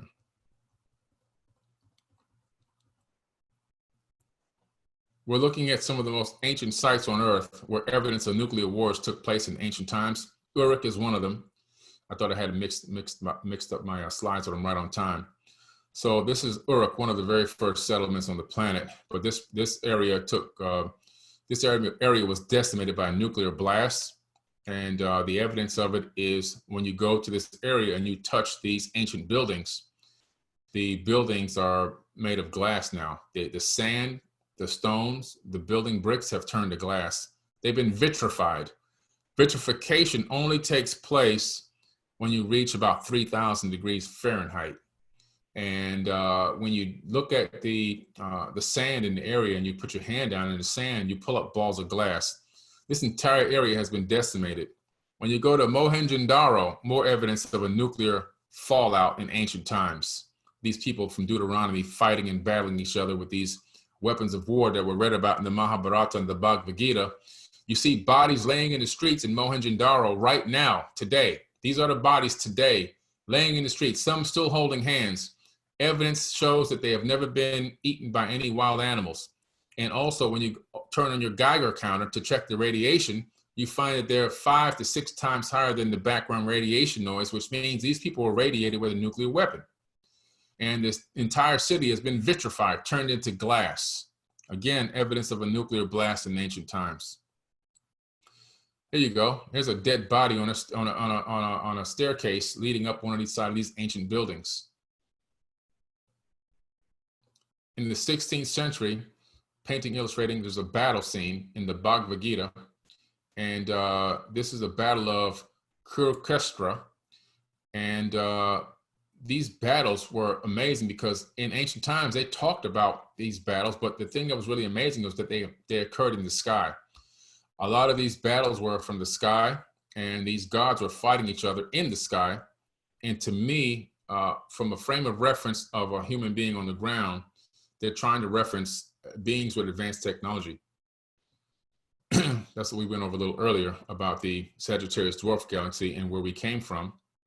Now we're going to talk about rogue planets.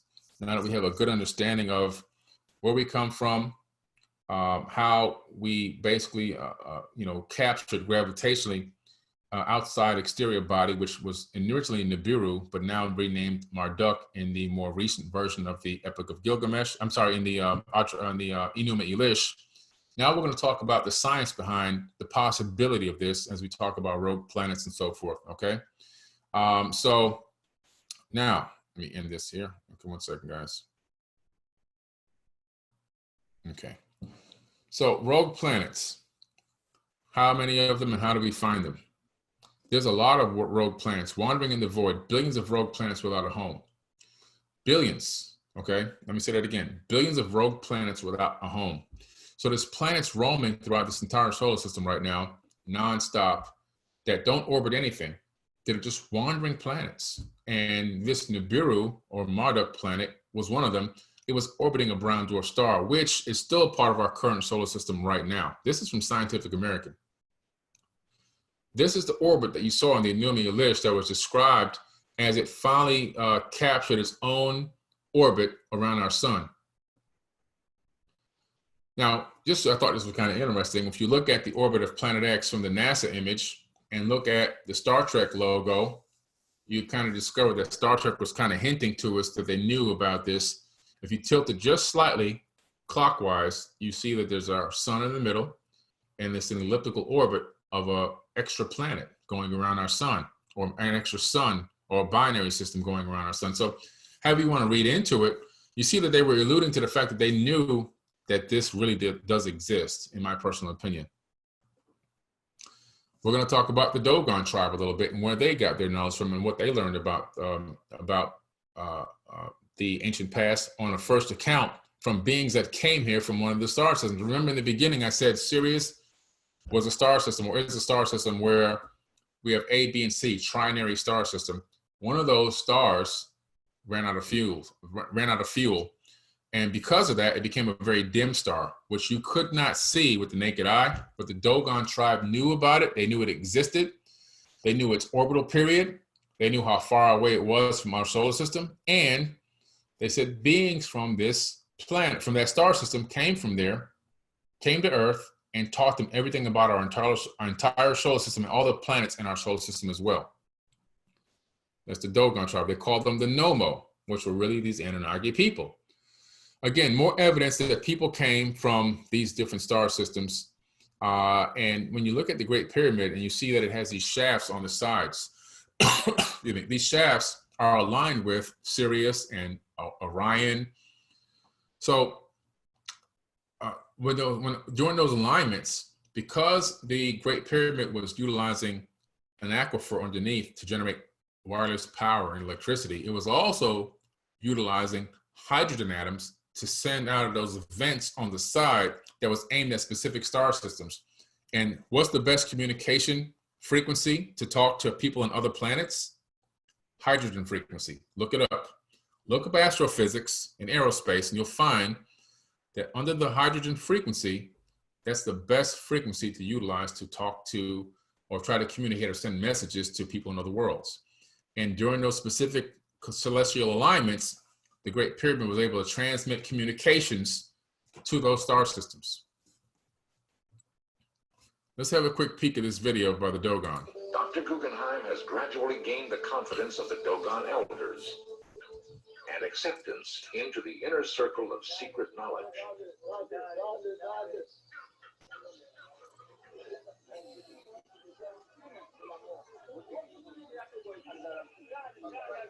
The Dogon believed the universe was born in a vast explosion, and as it opened up, everything that we know about and everything that the Dogon know about in the world came pouring out, and nothing was left except a shell.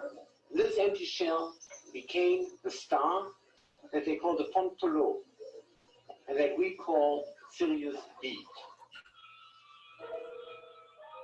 In 1950, astronomers confirmed the existence of the Dogon star.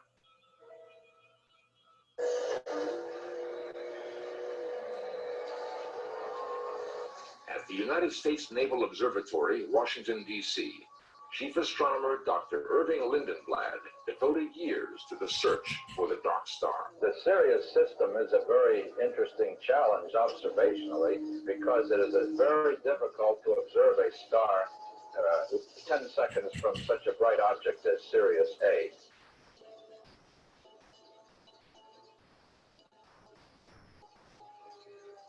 After the years of effort, Dr. Lindenblad finally succeeded in taking this photograph of Sirius B and its giant companion.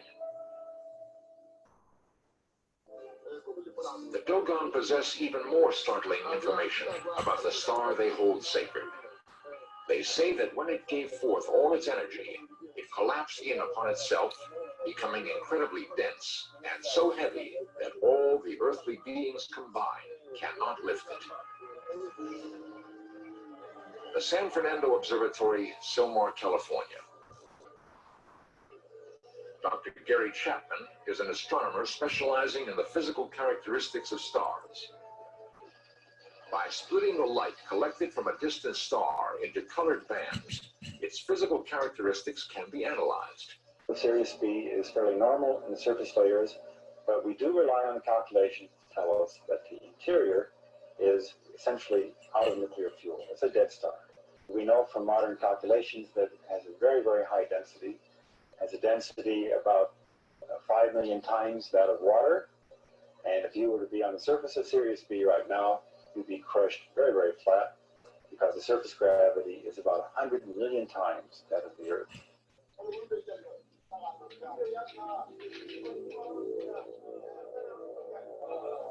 The symbol is explained. The knowledge preserved in rituals through the centuries has been confirmed. Beyond the Dogon knowledge of the dark star, the symbols reveal more information about the celestial universe.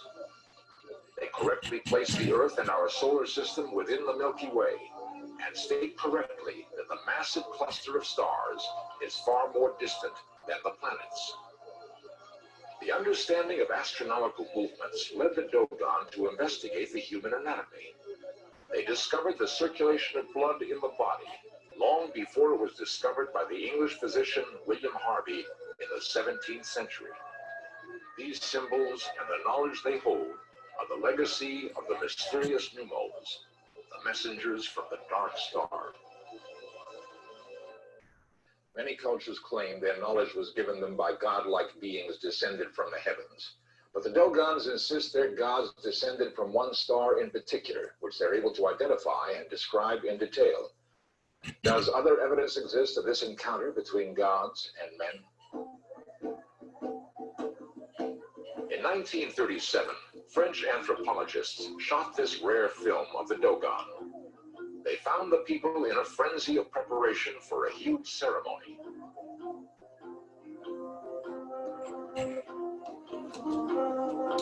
The scientists were told the funeral of an important man would soon take place.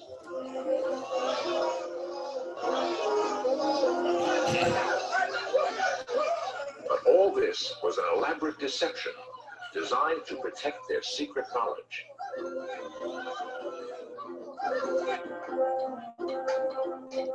The anthropologists counted themselves fortunate to have the opportunity to observe the making of ritual masks representing the panoply of Dogon spirits.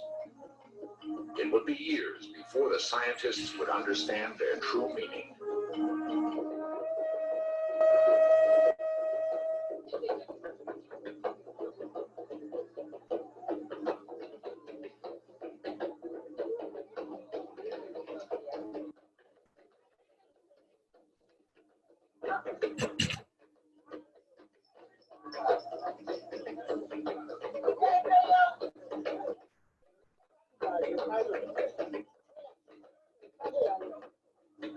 The giant ritual which the anthropologists witnessed was not a funeral at all.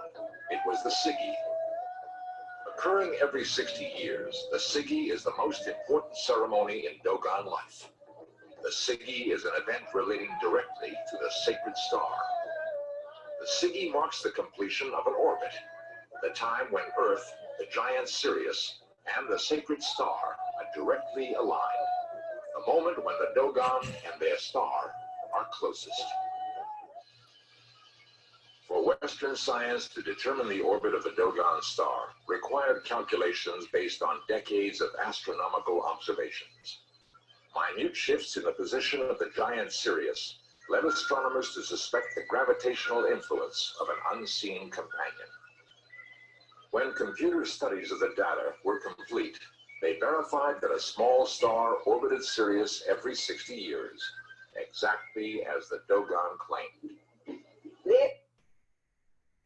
All right, guys. So, as I was saying, you know, we're talking about advanced knowledge coming from the stars. The Nomo came to the Dogon and brought them this knowledge, brought them this wisdom, taught them about the planets in our solar system, the shape, the sizes, the colors, and even the distance from here to Sirius. That Sirius is also a trinary star system and its orbits as well. Now we're going to take a look at the brown dwarf data and how we found brown dwarfs. And then I'm going to show you that we also now know the brown dwarf exists in our solar system, making our solar system a binary solar system, a binary, which means we have two suns that orbit each other within our own solar system. So let's first find out, how do we find the brown dwarf in the first place? We use something called WISE. WISE is the Wide Field Infrared Survey Explorer. WISE is going to find hundreds of millions of objects spread over the entire sky.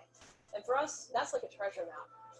We think there are about as many grains of sand on this beach as there are stars in the entire universe. So the task of finding rare objects in the universe that we're interested in requires the maps that WISE is going to make. It's a bit like using this metal detector here to try to find gold coins that are buried in all of this sand. WISE consists of a fairly modest-sized telescope, about 40 centimeters in diameter, that would sort of fit under your arm. WISE is going to survey the entire sky in 4 infrared wavelengths over 6 months. All-sky surveys are one of the basic tools that astronomers use to find interesting and unusual objects. It's sort of like the GPS of astronomy. One of the most exciting things that you expect to find with an all-sky survey like WISE is the unexpected. We expect surprises, things that we have no idea about today. One of the projects WISE is going to be doing is studying the population of near-Earth objects. These are asteroids and comets whose orbits get close to Earth's orbit. Now, this doesn't necessarily mean that they're going to hit the Earth, but we do want to pay some attention to them. With WISE, we'll be able to tell something about how many there are, what their sizes are, and what they're made out of. Whether they're soft and crumbly like this ball of sand or solid rock like this rock right here. In visible light, an object that's small and shiny reflects the same amount of sunlight as an asteroid that's big and dark. But when we look with an infrared telescope, we're seeing heat that's emitted from more sides of the asteroid, so we get a much better true measurement of the object's size. And this is important because it allows us to tell whether or not we're dealing with an object that's this big or an object that's this big. The maps that WISE is going to be generating can be used to find all sorts of rare and unusual objects. One of these objects is the most luminous galaxy in the entire universe. But finding it is about like trying to find one particular grain of sand on this entire beach.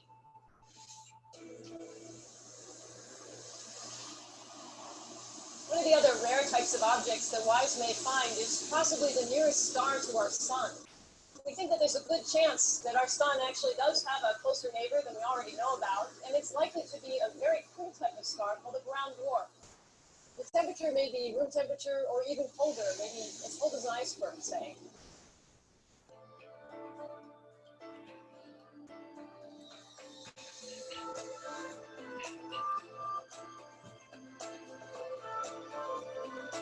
With WISE, we expect the unexpected. We're looking for new surprises and new discoveries. And with this exciting survey, we're going to be finding a treasure trove of discoveries that astronomers are going to mine for decades to come. So there, guys, there you go. Science backing up what we're talking about in the Enuma Elish. The fact that the Enuma Elish is talking about a brown dwarf that orbits our sun in an elliptical orbit. It has planets orbiting it. And some of those planets crash into Tiamat, creating the asteroid belt. So modern science, again, confirming that there is a brown dwarf star. Well, that they have the tools to look for. And now we're going to say, we're going to find that they're going to confirm it right here. So let's check this short video out. Well, VP 113, jokingly dubbed Biden, get it? Corey Powell's editor-at-large for Discover Magazine in studio. How you doing, Corey? VP Biden. Right, there we go. Correct on that. Two images show you. This is the arrow obviously pointing to it. But there are three dots on here. One is red, one is green, one is blue. Right. What's significant? So this is the actual discovery image. Basically, two astronomers were looking one little patch of sky very, very far away, looking for exactly this kind of thing. The stars don't move. Planets or anything that's like a planet does. So this is color-coded. This is what they saw on different nights. They're looking for one thing moving. They color-coded it to show that all these stars are staying still. This thing is moving, and the way it's moving. So this is just one. It's one object, color-coded. Is Pluto on this? Pluto's in a whole different part of the sky. So this is way out there. This is way out there. This is more than twice as far away as Pluto. Unbelievable. Why does this matter? Well, there are two ways you can look at it. I think I look at it first of all as an exploration question. That we know where we are on Earth. We've mapped our planet. Our solar system is still terra incognita. It's full of surprises. This object is something that astronomers said shouldn't even be there. There's a whole other solar system beyond the planets that we know that shouldn't even be there. There's a whole other solar system beyond the planets that we know that shouldn't even be there. There's a whole other I looped that on purpose. that are full of these things that are sort of planets, sort of comets. Some of them they call dwarf planets. That's what they're calling this one. What we're seeing is our neighborhood. We're seeing what's around us. And then the second part is we're seeing where we came from around us. And then the second part is we're seeing where we came from around us. And then the second part is we're seeing where we came from around us. And then the second part is we're seeing where we came from.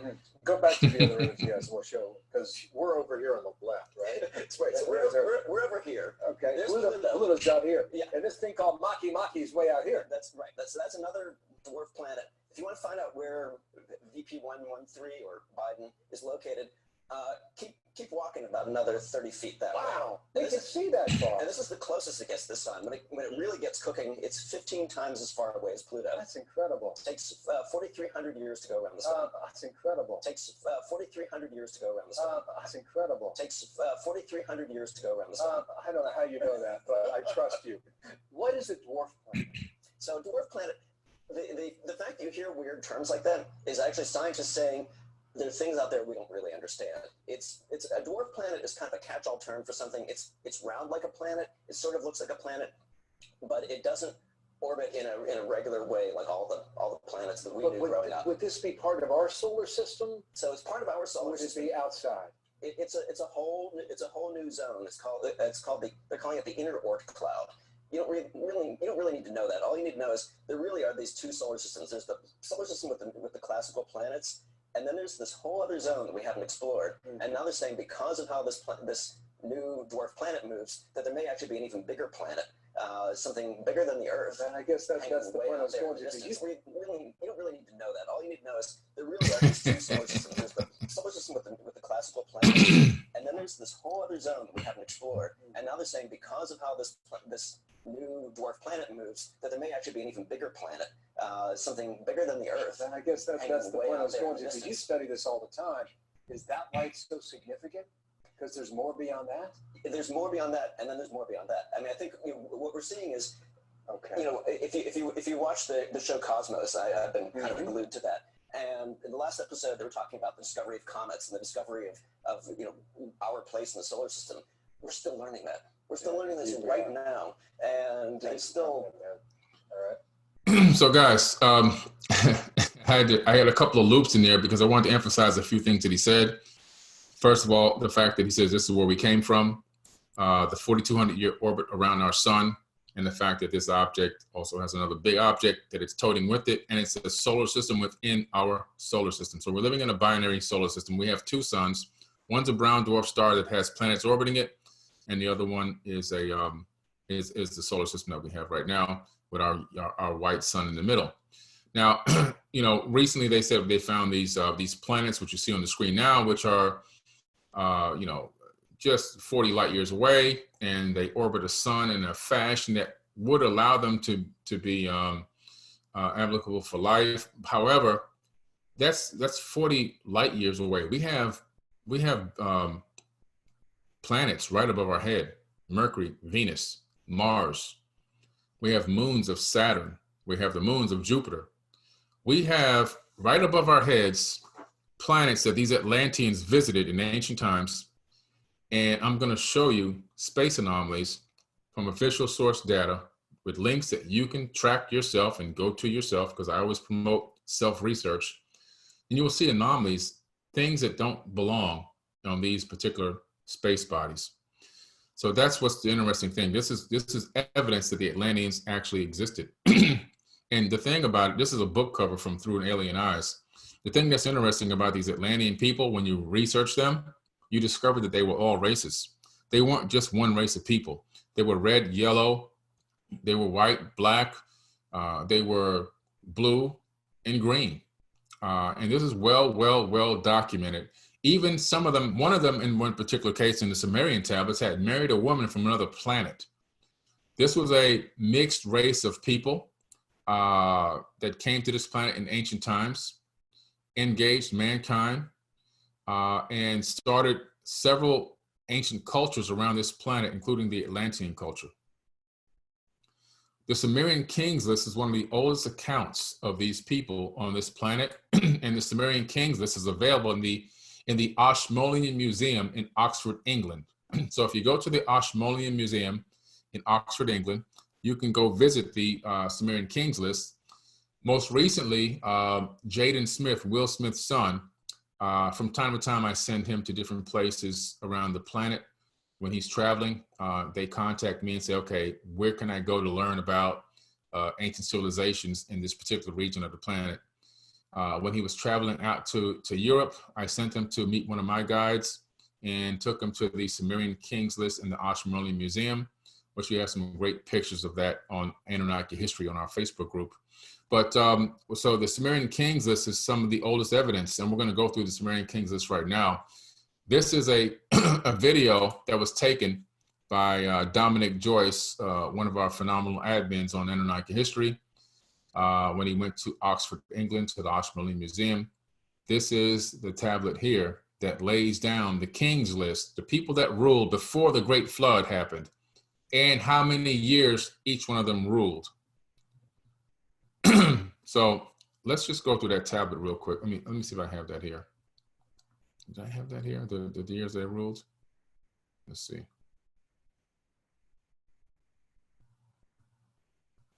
Thought I had that one pulled up. Okay, I'll have to pull that one up. That's really interesting. I gotta grab that. I gotta grab that real quick, guys. Hold on a second for me. I want to give you the exact amount of years. Let's see here. Like I told you, I have about 280 PowerPoints. So from time to time, I get a slide or two mixed up. Let me see here. That was that one. Jump in here real quick. If I don't find it here, I'm going to pull it up for you somewhere else. Excuse me. Dry throat. Let's see here. These are my anomalies. Okay.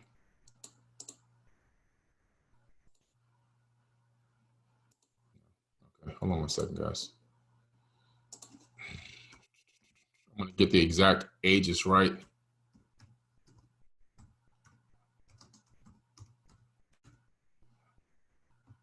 So I don't want to mix my words on it.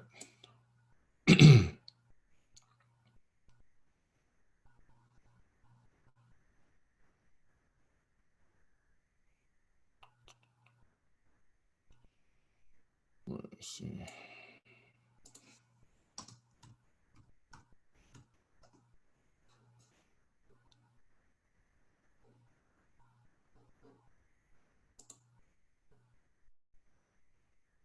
Okay.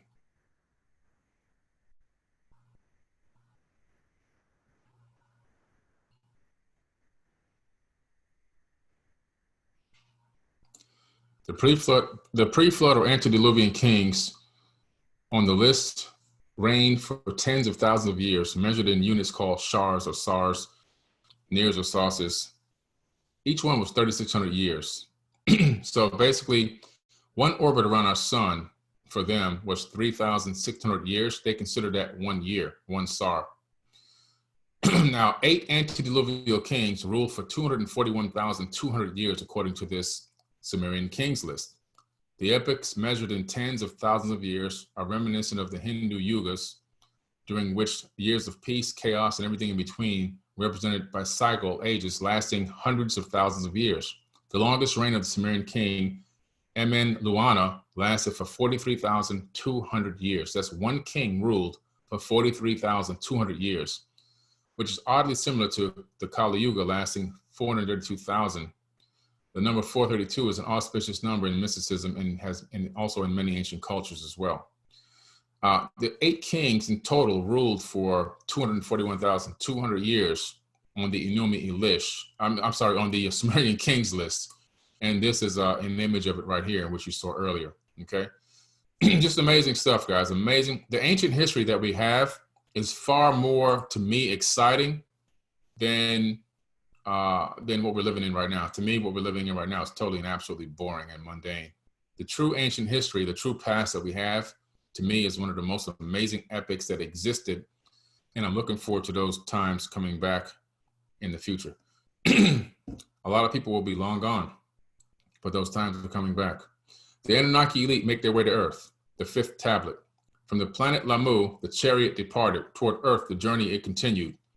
Around the moon, they made circuits, a way station they're on to explore. Around the Earth, they made circuits. Toward a splashdown, slowing. In the waters beside Eridu and Nungal, the chariot bring down. To a quay, by Enlil instructed, they stepped off. Boats were no longer needed. Enlil and Enki, their sister, were embraced greeting. With Nungal, the pilot locked arms. The heroes, male and female, by present heroes were shouts greeted. All that chariot had brought was quickly unloaded. Rocket ships and skyships and tools by Enki designed and provisions of all kind. 450,000 years ago. Okay, 450,000 years ago. Let's look at Enlil's construction plans. On the way, Enlil to her, the landscape showed. The Eden extent he showed. From the skies, Enlil to her, his plans explained. An everlasting plan I have designed. To her, he was saying, he's talking to his sister. That which I have all time construction shall determine, I have laid out. Away from Eridu, where dry land begins, my quarter shall be. La Arsa will be its name. A place for directing it shall become. On the banks of Baranu, the river of deep waters, will it be located. That's in Africa. A twin thereof, a city shall in the future arise. Lagash, I shall name it. Between the two on the plans, a line I have drawn. 60 leagues or after a healing city shall come into being. A city of your own it shall be. He's given his sisters her own city. Shurabak, the haven city, I shall name it. On the center line it shall be located. To the fourth city it shall be leading. Nibiru Ki. Ki means earth. So they're calling this area Nibiru Ki. So this might be where the portal is located or the Stargate is located. Earth's crossing place, I will name it. A bond, heaven, earth, in it I shall establish. This is the location of the Duran Key, where they put the bond, heaven, earth, which was a gate that allowed Enki and Enlil to walk from earth back to their home planet. The tablets of destinies it shall house. All missions it will control. Okay, the tablets of destinies it shall house. All missions it will control. It's a control center. With Eridu, 5 cities there shall be counted to eternity shall exist. On a crystal tablet, Enlil to Ninmah, the master plan was showing. On the tablet, she saw more markings of them. Enlil, she inquired, beyond the 5 cities, a chariot place I will henceforth build. This is where the portal is located. From Nibiru to Earth, directly to arrive. That's a Stargate. That's something you walk straight through from one place to another. Enlil to her was responding. 450,000 years ago, this was written. It's not written, I'm sorry, this was done. This was the estimated time frame that they did this. The texts themselves are probably around 6,000 years old. These stories outline the structure of the universe according to the Babylonian beliefs. Heaven is ruled by a god named Anu, the earth by Enlil, and a subterranean sweet water by Ea Enki. The text then explains how the minor gods worked in the fields but then rebelled. As a result, humans are made from clay, saliva, and divine blood to act as servants of the gods. This is one of the accounts. So Ea Enki is where we get the name Earth. Ki is Earth, and Ea is the first 2 letters of Earth, obviously. So Earth was named after Ea Enki. Ea Enki was supposed to be the king of Earth, but something happened. It's not exactly stated, but his brother Enlil superseded him and took that kingship. And unfortunately, that's what happened because Enlil was really a brutal guy. Enlil was also known as Satan, the Lord of Eden, in a lot of ancient cultures. This does not prove a perfect solution, as the humans reproduce and their noise disturbs Enlil's sleep. He decides to destroy them with a plague, famine, drought, and finally a flood. Sound familiar, guys? However, each time Enki instructs one of the humans, Atrahasis, to survive the disasters. Atrahasis is now we're talking about Noah. Noah was the son of Enki. He was half human, half Anunnaki. The god gives Atrahasis 7 days warning of the flood, and he builds a boat, loads it with his possessions, animals, and birds. He's subsequently saved while the rest of humankind is destroyed. However, the gods are unhappy as they no longer receive the offerings they used to. The reason why the gods wanted the offerings, by the way, these Anunnaki people, the offerings were how they ate. They tricked humans into doing these sacrifices of animals and offerings and bringing it to them. They would have people lined up. If you go to Egypt and go to Cairo, you will learn this from archaeologists. People would line up for miles to bring offerings to the gods. And what were they doing? They were bringing them their food. There's a gap in the text at this point, but it does not end with Atrahasis making an offering and Enlil accepting the existence and usefulness of humans. Copies of the story have survived from the 17th to the 7th century BC, showing that it was copied and recopied over the centuries. This is the most complete version. There are clear similarities between this flood story and others known in the Mesopotamian literature. For example, the Epic of Gilgamesh, which is a true and full story of Noah as well, okay? I highly recommend that people read that. As we're moving more into talking about a little bit about this Atlantean culture before I start showing you proof of life, the history of the Emerald Tablets is very strong and well documented. The original text was written in Thoth's Atlantean language. The version that I'm referencing in this particular thing, you can get it on Crystal Links, Michael Doriel, or Roger Bacon's version, doesn't matter. A new translation was recently published from the Arabic version of the Emerald Tablets, and is called the Book of Causes by the famous Thomas Aquinas. A translation by Sir Isaac Newton was found among his alchemical papers that are currently housed in the King's College Library at Cambridge University. Philip of Tripoli also translated the Emerald Tablets in 1240 AD. Also, a famous version called the Book of the Secret of Creation and the Art of Nature was written in 683 AD. A famous author named Roger Bacon was accepted to Oxford University at the age of 13, also translated and wrote a version of the Emerald Tablets. He was an English philosopher and Franciscan friar who placed considerable emphasis on the study of nature through empirical methods. In the early modern era, he was regarded as a wizard and partly famed for the story of his mechanical or neurocratic brazen head. He is also sometimes credited as one of the earliest European advocates of the modern scientific method, inspired by Aristotle and by later scholars such as the Arab scientist named Al-Hazen. So these are some credible people that had come in contact with the Emerald Tablets. Written evidence of the Anunnaki engaging mankind after a global flood 36,000 years ago. Over the world then broke the great waters, drowning and sinking, changing Earth's balance, until the temple of light was left standing on the great mountain of Undal, still rising out of the water. Some there were who were living, saved from the rush of the fountains. These are people who survived the great flood. If you read the Bible, you find that humans survived the great flood, not just Noah, but other people, and also some of the Nephilim survived as well. Call to me then the master, saying, gather ye together my people, take them by the arts ye have learned, far across the waters, until ye reach the land of the hairy barbarians. He's talking about the land of Chem, because Chem had been completely flooded over for at least 2 generations, and the people had now gone to a barbaric stage. Follow there the plan that ye know of. Gather thy then my people, and enter the great ship of the master. Now I want you to listen to what kind of ship this is. Upward we rose into the morning. They didn't sail out, they went up. Dark beneath us lay the temple. So obviously they're in the sky now. Suddenly over it rose the waters, vanished from earth. They've now left the atmosphere, until the time appointed was the great temple. So they finally went to their destination, halfway around the planet. Fast we fled toward the morning, until beneath us lay the land of the children of Chem. Raging, they came with cudgels and spears, lifted in anger, seeking to slay and utterly destroy the sons of Atlantis. So when he landed his ship in the land of Chem, the people came to attack them when they came out. So look what he does. Then I raised my staff and sent the ray of vibration, striking them still as fragments of stone of the mountain. So he used a stun gun 36,000 years ago to stop these people from attacking him. Then he says, then I spoke to them in words calm and peaceful, telling them the might of Atlantis, saying we were the children of the sun and its messengers. Cowed them I by my display of magic science. So he had them like going crazy when he showed them his little technology, his watch and his other little pieces of technology he had on him. Until my feet, they groveled when I released them. So they fell to his feet like groveling, like this guy must be a god. Then he said, no, he stopped, he released them. He said, in other words, look guys, I'm not a god. Long we dwelt in the land of Chem, long and yet long again, until obeying the commands of the master. In other words, they stayed there till the mission was complete.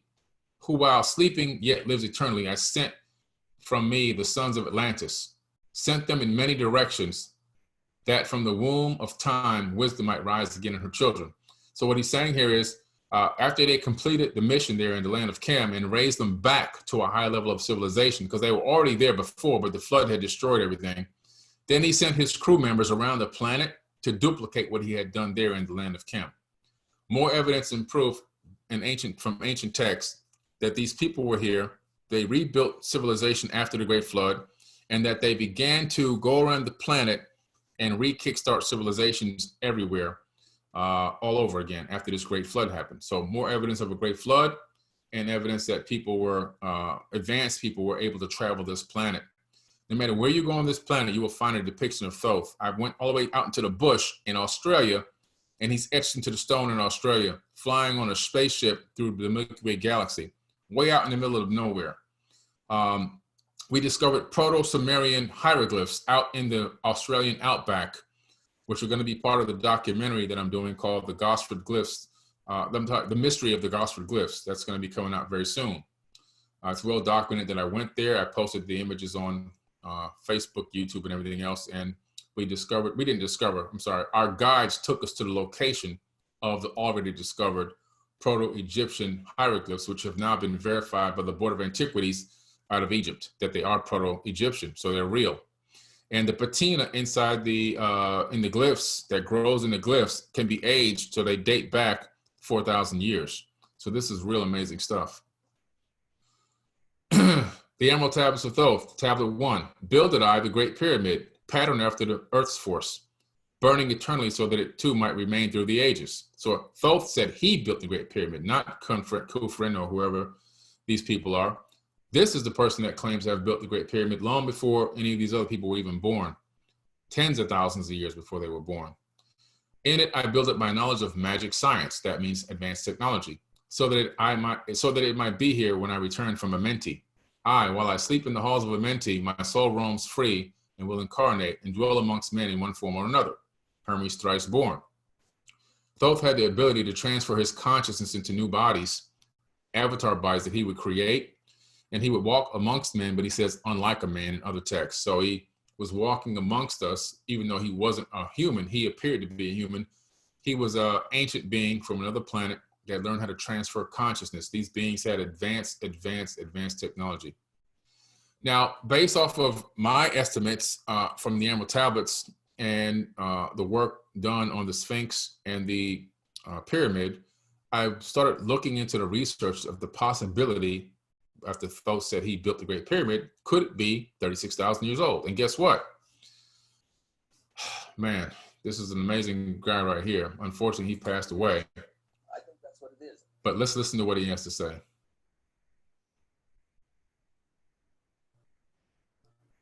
See if I can get this volume up here.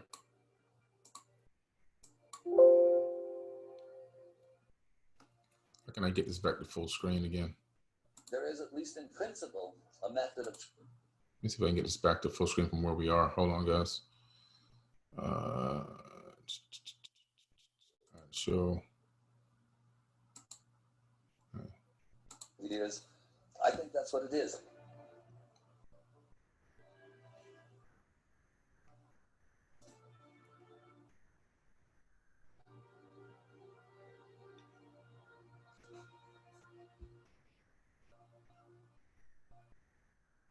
There is, at least in principle, a method of trying to settle this dating question. But my own view is that it's this older date, partly because the Egyptians themselves say that's where their civilization began, and then partly because of the I think the very plausible suggestion that the Sphinx is meant as a marker of the age of Leo. Now, this is another hotbed of controversy, but there's a lot of reason to think that the ancients, very, very ancients, knew about the precession of the equinoxes and the shifts of ages, that goes, we're now the end of the age of Pisces and coming into the age of Aquarius.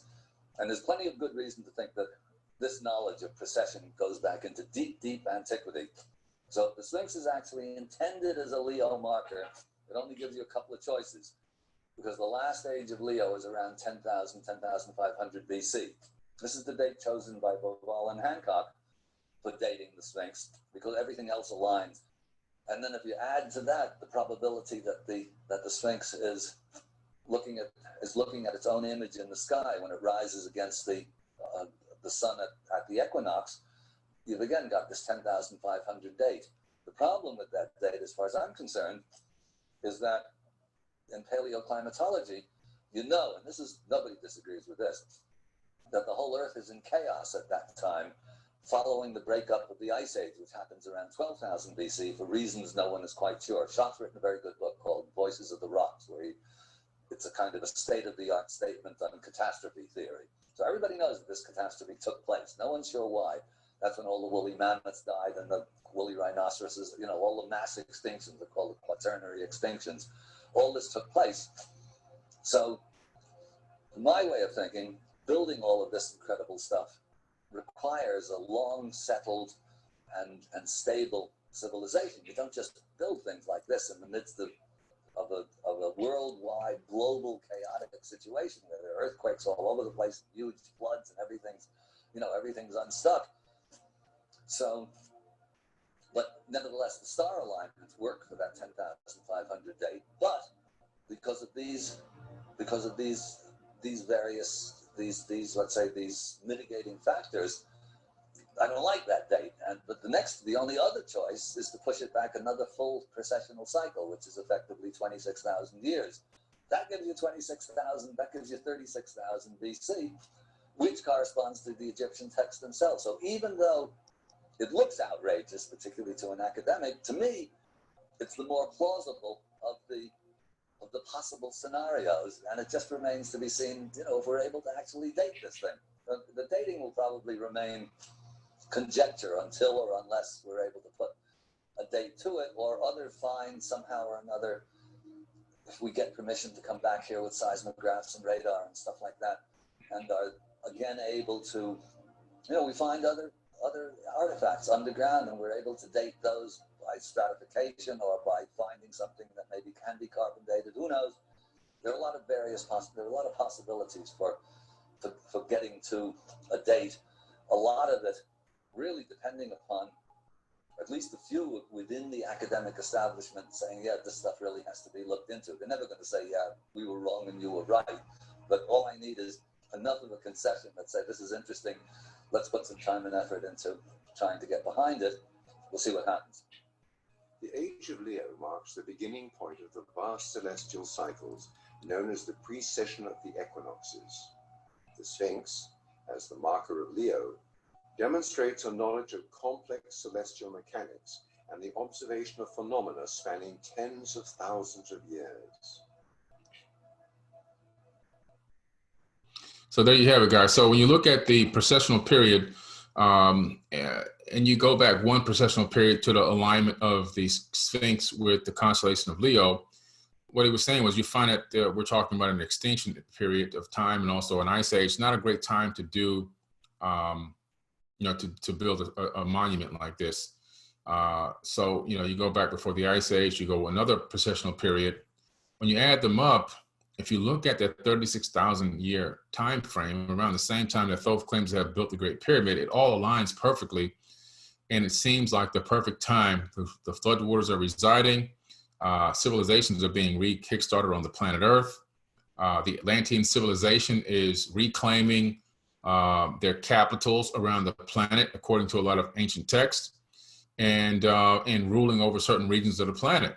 Perfect timing to rebuild a lot of these ancient structures. So this was their second time building on this planet megalithic structures and monuments like the Great Sphinx and the Great Pyramid about 36,000 years ago. Everywhere you go on the planet, you're going to find sphinxes. They exist everywhere. Greece, Egypt, China, India, Assyria. No matter where you go, you'll find the Sphinx. This is from the movie Prometheus on the left. And the one that's the real one for that is the one in Romania called the Bushegi Mountain Sphinx. Now, the Bushegi Mountain has a very interesting story, which is really, really strange. I did a 2-hour documentary on the Bushegi Mountain Sphinx in the Bushegi Mountains. There's a chamber there in the mountain behind this Sphinx that you can't walk into because there's like this invisible force field there. It's documented. It's not even a hidden thing. It's well known. Only a person with a specific resonant subatomic frequency, which means a specific bloodline, they have to have the frequency in their body, can walk through that area. And about, I think it was 6 years ago, somebody was able to walk into that room. So it's a real interesting documentary. If you want to take some time, look up the Bushegi Mountain documentary that I did with a few other people about maybe 5 years ago. I did it. It should be on YouTube. It's totally free. We see this this design, and we see it's called a triptych. You see these 3 windows: Mexico, Egypt, Cambodia. We see the 3-window design. It's called a triptych design, TRYP, triptych design, and it's prevalent throughout all pyramid designs around the planet. And then we also see from the stars above on the actual mapping that they're roughly around the same parallel around the planet as well. So this is more evidence of a global civilization.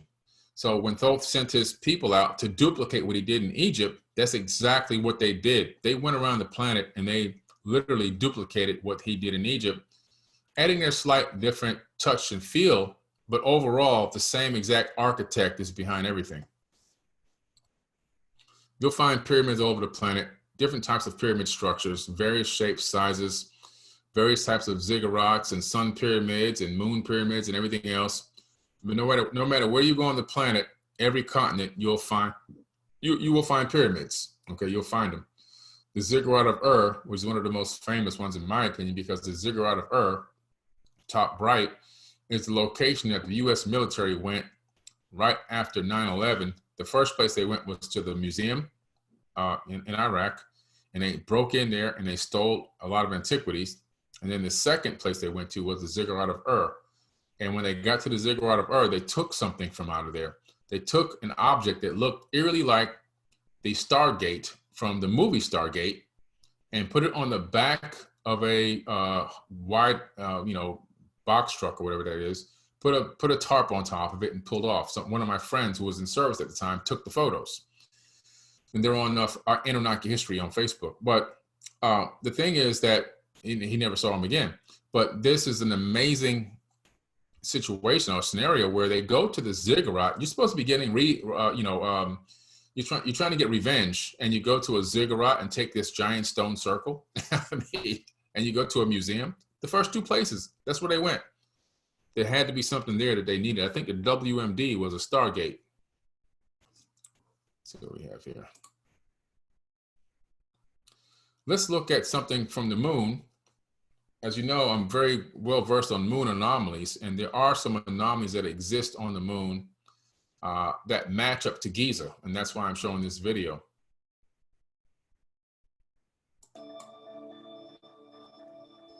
It's called Tycho crater on the moon, and these crater images are available to the general public. TYCO.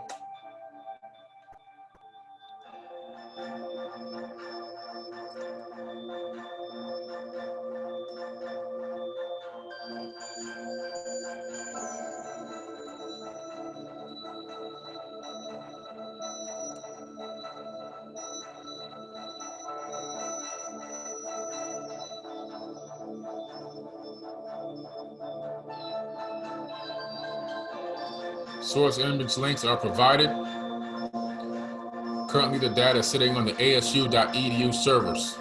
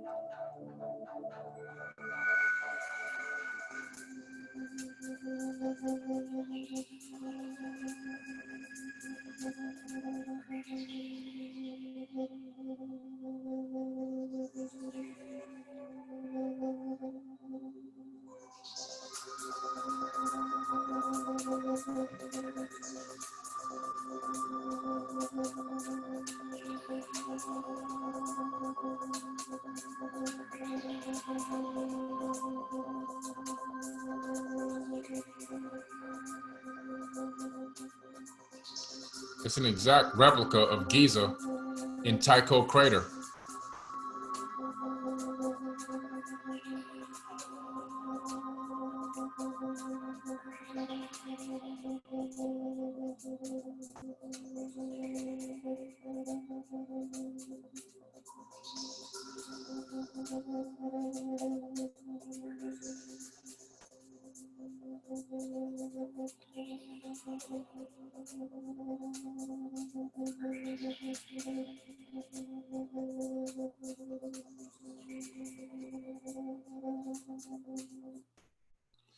Now, there's pyramids on the moon as well. Here's one of the most famous pyramids.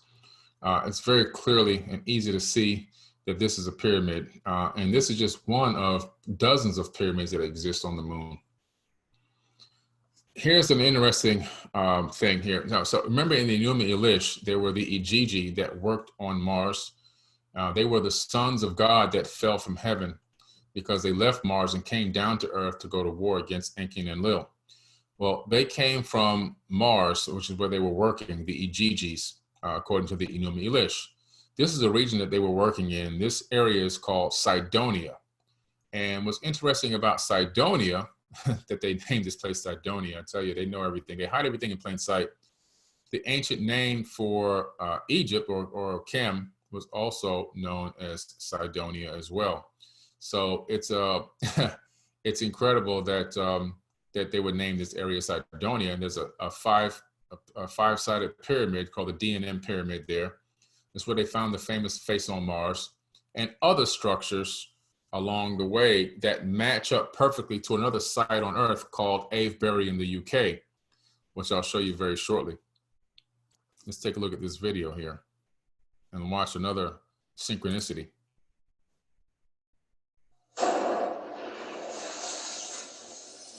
There is, or was, life on Mars.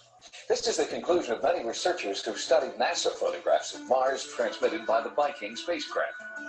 Several photographs show a face staring out into the cosmos. It seems impossible, but as correspondent Carla Wold reports, there are clues here on Earth that add an intriguing new dimension to the face on Mars.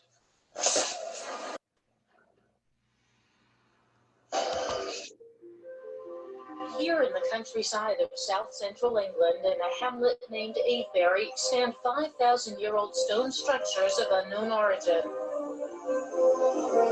There are also circular mounds built for a purpose no one has deciphered.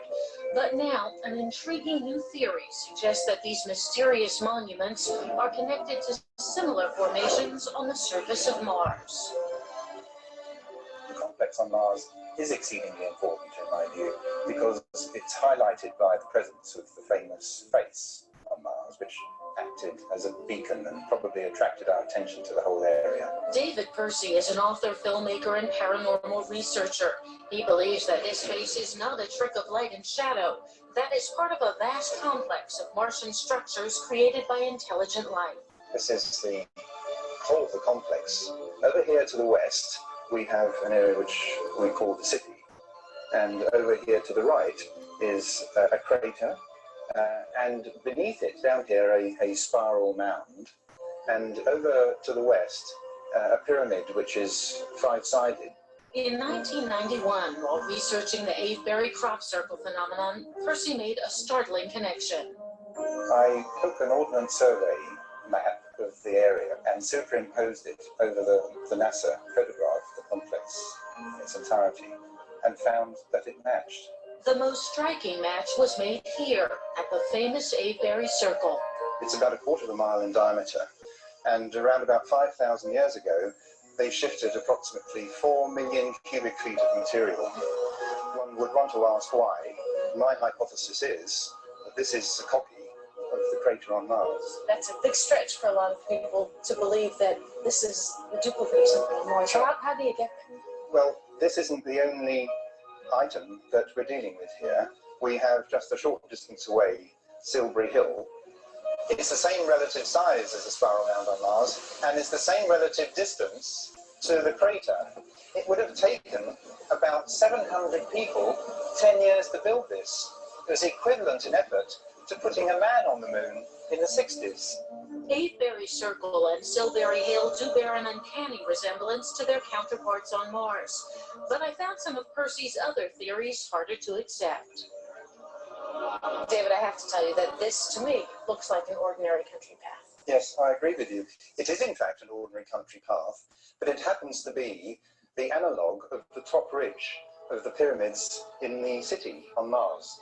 But if you really want to see something, don't you think you'll see it? I mean, can't you be making things because you want it to fit your theory? Yes, of course that can be done, and the people who look at this information have to see for themselves. You've got to explain, for instance, why that crater is positioned exactly where it is on this planet. It isn't at a random place. It is a very accurately measured point between the North Pole and the equator. If you draw a line from the wall down to the south to the spiral mound, and then up again to that tetrahedral rim pyramid, you get just under 19.5 degrees. If you do exactly the same thing at Avebury, you get precisely the same measurement. You cannot get such a correspondence just by wishful thinking. How do you think it was created? Who do you think created it, and why? Clearly, this complex on Mars that we're talking about was built by intelligent beings who went to Mars and built the complex because they were working on a project. And this project, in my view, concerned the emerging beings on this planet. Percy believes that the extraterrestrials came to Avebury centuries ago to change the course of human evolution, and they conducted experiments in genetic engineering. I believe they constructed the complex to undertake a genetic project that concerned the emerging beings on this planet. And I believe that that spot marks the birthplace of human beings, Cro-Magnon man. Percy has found an unlikely ally for his bizarre theory in evolutionary researcher Stan Gooch. They have concentrated on the chain of human development, which made an unexpected and unexplained leap from Neanderthal man, who appears more ape-like, to Cro-Magnon man, who appears more human. How do evolutionists explain it? Well, they don't. They just drop something. They say, well, we'll find the home site of Cro-Magnon man one day, and it doesn't really matter. They just brush it aside. What do you think of David's theory, that in fact it was genetic interference from extraterrestrials that explains this? I think the extraterrestrial theory is more likely than any, because why have we not found the home sites where Cro-Magnon evolved over periods of millions of years? That's what's required. Why would extraterrestrials on Mars be concerned with our development down here? Because they have always been concerned with our development. I'm absolutely convinced we're related to other beings elsewhere in our galaxy, and indeed in other galaxies too. You realize how fantastic all this sounds? Yes. Do you worry that people will think you're crazy? No, because I believe we will actually be able to go to that site and see the things that they were doing. I predict that when we go there, we will find out a lot more that will corroborate this unfolding story. NASA agrees that the Viking space probe has made significant scientific. Now, here's something interesting about the face on Mars. We saw that face on Mars in Cydonia. Here's another place on Earth called Deir Allah, which means Jordan. The eastern bank of the Jordan. Or Dear God. The thing was go to Succoth and look where it meets the eastern bank of Jordan. What do you get? When I saw this, the hair stood up on my arms, and I called my partner Birgit and I said, for goodness sakes, just come with me. So on Earth, we have a mimic or an analog of the face on Mars on Earth, and in Deir Allah in Jordan. This is the dimensions here of the five-sided pyramid at Cydonia. You can see the mathematics and the geometry here show that this is not something that was just by wind and dust, but that it was actually intelligently designed. This is the ziggurat on the moon. This is the famous ziggurat. Apollo frame 8S11 385564. This particular image, this existed long before Photoshop even existed. Discovered by author Mike Barr of Ancient Aliens from his book, Ancient Aliens on the Moon, Chapter 9. Photo was enhanced by Billy Carson, that was me. And this is in the book of Mike Barr's book, Ancient Aliens on the Moon. And this is the anomaly here. This anomaly is reminiscent of, this is the main building here, the main structure, reminiscent of a ziggurat on Earth. It just happens to be, now we don't know if it's a ziggurat. We're calling it one because we can only tell you what we think it looks like. Doesn't mean that it is, but what we're saying is this arrangement of stone on the moon eerily resembles the ziggurat on Earth. Very similar. These are some anomalies that I'm going to go into now that exist. This is an anomaly in a cavern on Mars taken by the Mars Curiosity rover. I discovered this probably about 4 years ago. And where this red arrow is pointing, I hope that this can come out for you guys on TV at home who are watching this live stream. This is an Ankh. This is an Egyptian Ankh right here, laying on the ground on its side, leaning up against this stone here on the side, right where this red arrow is. And hopefully you guys can really see that. And then there's anomalies here that just don't make any sense whatsoever. These things are very strange. I'm not exactly clear as to what they are or what their function or purpose are, but I can see geometry, I can see artistry, and to me, these just don't look like rocks. To me, this is evidence of advanced beings living on Mars, and that they took this exact same ideology back to Earth.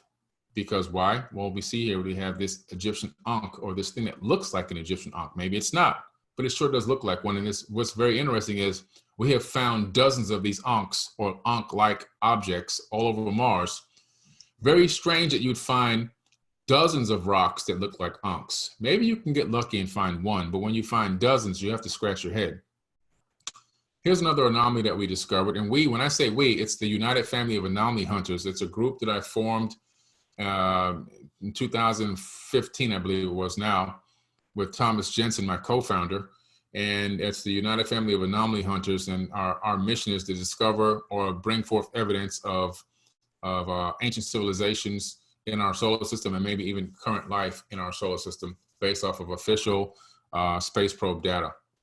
And this is another anomaly that we discovered. Now, we don't know what it is. We're just saying that based on the surrounding terrain, this object looks intelligently designed.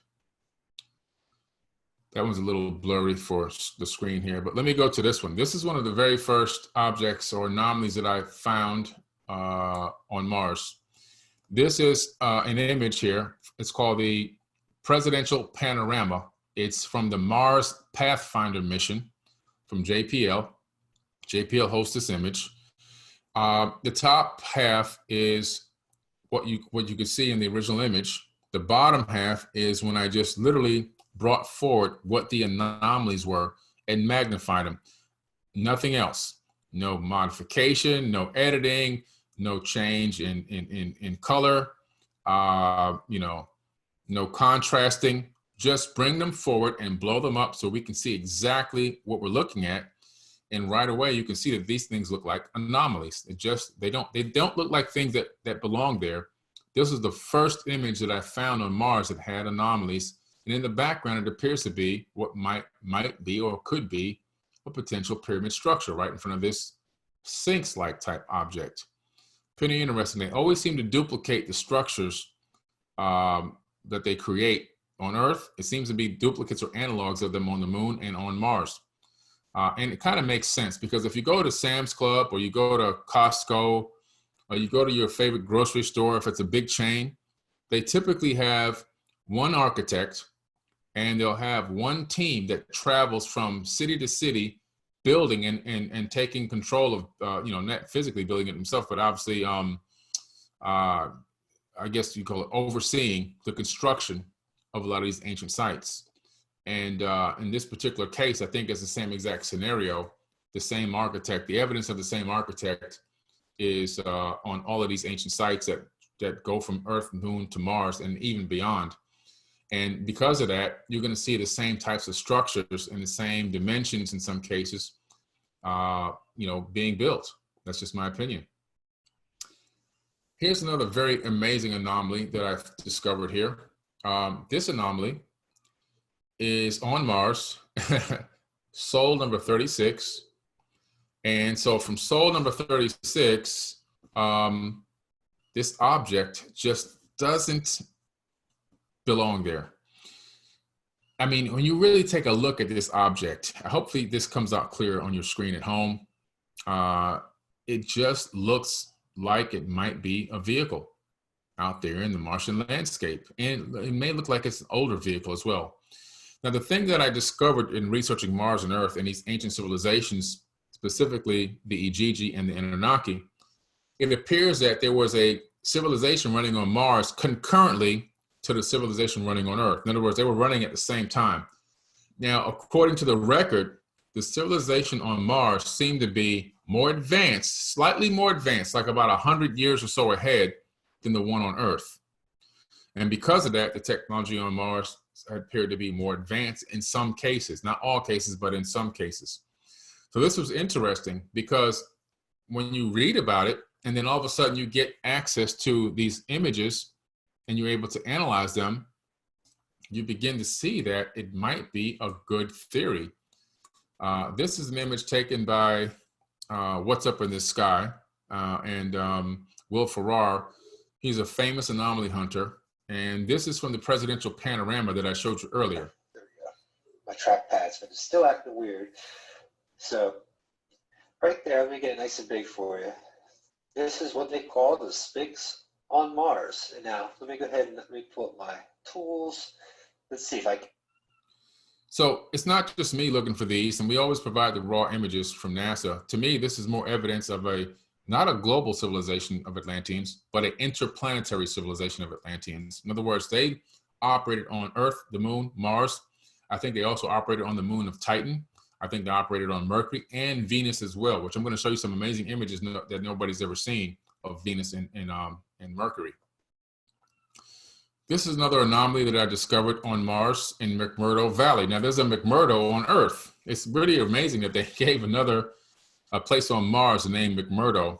This object is sitting out there right in front of some green grass and brush, and it's just sitting there out in the distance, and it doesn't look like a rock at all. I don't know what it is.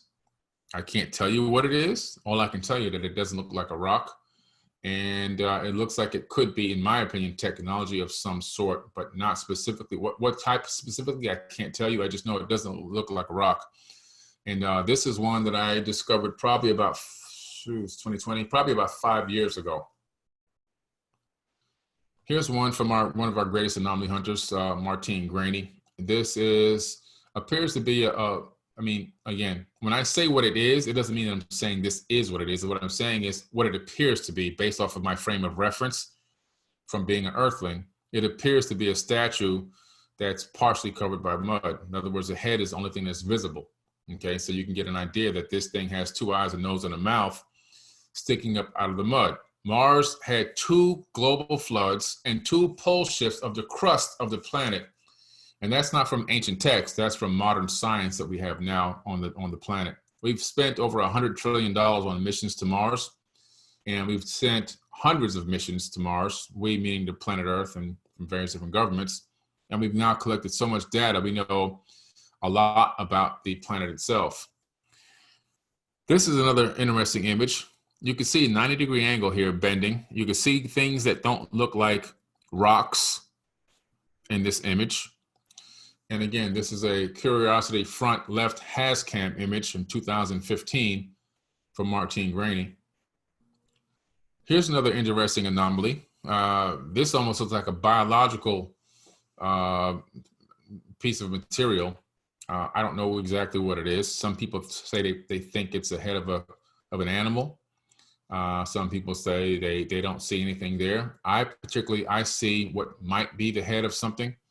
Again, this is conjecture, but these are things that after further research and having multiple anomaly hunters take a look, we just come up with the same conclusion that this thing that we see doesn't belong. So we catalog it. We've cataloged about 58,000 anomalies. Here's another amazing anomaly here. If you look here, you see what appears to be a group of beings sitting around talking, and this one in this what looks like a chair, the back of a chair, he turns his head, or it turns its head to look towards the camera. Now, if these were statues, I've never seen statues look at a camera. You can see the one in main view, the easiest one to see, appears to be an entity sitting down. Now, it could be that this is just a group of rocks that looks like people having a conversation. I don't know. But what I can tell you is, to me, it's further evidence that beings populated this entire solar system. This is another amazing, well-documented anomaly that was looked at by hundreds of anomaly hunters over different time periods. This one, it is what looks like to be 2 bodies laying side by side. It seems that if whatever catastrophe happened, they fell and died right there in that spot. That was the end of them right there. That was the end. And when you really look at it and analyze it, even in different filters and so forth, it always comes out the same. Hundreds of anomaly hunters come with the same conclusion, that these beings here died in this spot. It's reminiscent of Mohenjo-Daro in the Indus Valley on the Earth from a nuclear blast. What's interesting is when you analyze the soil chemistry from the Mars data, you discover that they have weapons-grade xenon in the soil. Then you study the Mars Global Surveyor the RAMS atmospheric data, you discover that they have weapons-grade xenon in the atmosphere. So there's weapons-grade xenon in the soil and weapons-grade xenon in the atmosphere. Xenon, the weapons-grade xenon that they discovered, I think it's 27 isotope, if I remember correctly. But that isotope is weapons grade, and it can only be, as far as we know, it only shows up after a nuclear blast. Okay, so they called Mars the god of war for a reason. The final war did occur. Amun-Ra started that final war. The second pyramid war extended from Earth to Moon and to Mars, according to the ancient records. And this war was a massive, massive, deadly, brutal war. And it involved nukes. They call them weapons of mass destruction in the Sumerian tablets. That's where we got it from. That term didn't come from Bush. That term came from the tablets. Weapons of mass destruction. That's where we got that term from, the Sumerian tablets. They brought these weapons of mass destruction with them from Nibiru and hid them in a mountain on Earth. And then much later, a decision was made to use these weapons in a battle. You know, I mean, it's the same scenario we got now. Like I said yesterday on my Facebook Live and Instagram Live, we got 3,700 nuclear weapons on Earth, and we haven't pointed at ourselves while we're still here. We're on the Earth with nukes pointed at us. And we have the most psychopathic politicians and leaders that have the key codes to these things. At any moment, and somebody can wake up and make a decision to press a button somewhere. You know, we don't even have escape pods or anything. It's the same scenario. We're reliving the same exact cycle. We're in a time loop. Here's another interesting anomaly. You know, this clearly to me looks like an African face carved into the side of a massive mountain. Now, again, it might not be, but to me, it looks like that. And one thing that's really strange about these anomalies on Mars, when they have faces, we've seen faces that look eerily like African people, that look like Caucasian people, that look like indigenous natives. We've seen all different types of faces, and then some are totally faces that we can't even claim we recognize as something on Earth. But this is one of the faces that, you know, broad nose, big lips. It really has the high cheekbones, looks like an African person here on Earth, carved into the side of this mountain. Here's what appears to be to us skeletons and a skull laying down here in this crevice. You know, one thing that we have found a lot of on Mars it are things that look like dead bodies. Now they may not be, but they sure do look like it. This is about a 4-story tall object carved into the side of a mountain on Victoria Crater, and it's reminiscent of an Egyptian statue or sarcophagus, you know, with the type of motif it's got, carved right there into the side of this Victoria Crater mountain. What in the world is that doing there? And it's really there. It's an amazing object. There's several angles or viewpoints of this as a rover moved through this particular area. And this is the most intriguing one that I've had this on my computer now for years, probably since 2013, I believe, or so. But this is just an amazing, to me, amazing evidence that these beings were there. Another amazing anomaly. This is from another image from the Mars Curiosity rover. This object is laying out there in a wasteland area, or what appears to be a wasteland area. And there are 3 things inside of this, I don't know what it is, whatever this thing that they're inside of. But they appear to be looking at the camera. they look very strange. One looks almost like a duck. One looks like a very strange type of a hominid or humanoid. And the other one at the end looks like some type of an animal. But it's very strange that this is there, because it just, to me, doesn't look like a rock. And we've analyzed it by many of our anomaly hunters, and they all come up with the same conclusion. Doesn't look like a rock. Here's one that I discovered on 4/14/2015. Image credit NASA, JPL, Caltech, Gigapan by Neville Thompson. This is an image that I saw, and I said, wow, even with the extra haze that they put on it, I saw anomalies. And so all I did was circle the anomalies and just take off the contrasting that they put, the haze that they put on top of them. And right away, these anomalies popped up. And these anomalies, to me, don't look like technology. They look biological. I don't know what they could be or what they are, but they do look biological. And it's really amazing that I had announced that the background to that right above them was a stream of water. And at that time, NASA didn't come forward about the water on Mars. Since then, they've come forward in 2018 and openly admitted that there are billions of tons of liquid water flowing on the Martian surface, and even showed video of it as well.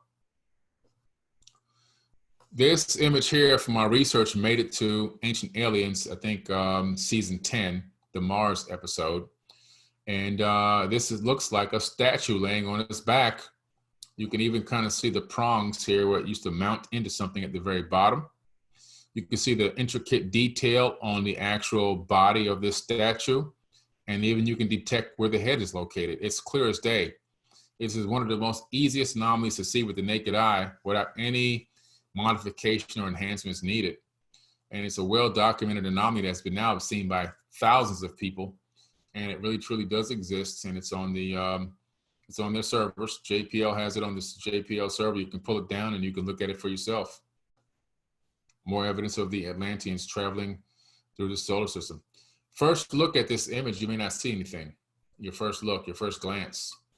Now, if you pay attention to the highlighted edges or these straight edges, you'll start to begin to see an outline of something that exists here. And when you go to the colored image of the anomalies, computer colored, you can then detect what's there. It appears to be some type of very strange vehicle, something I've never seen before on Earth.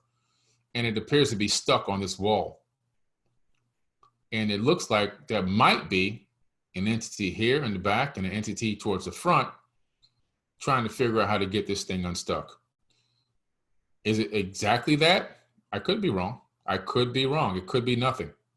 However, based off of my research and my expertise, my years of doing this, my personal opinion and many other anomaly personal opinions is that this is, these aren't statues.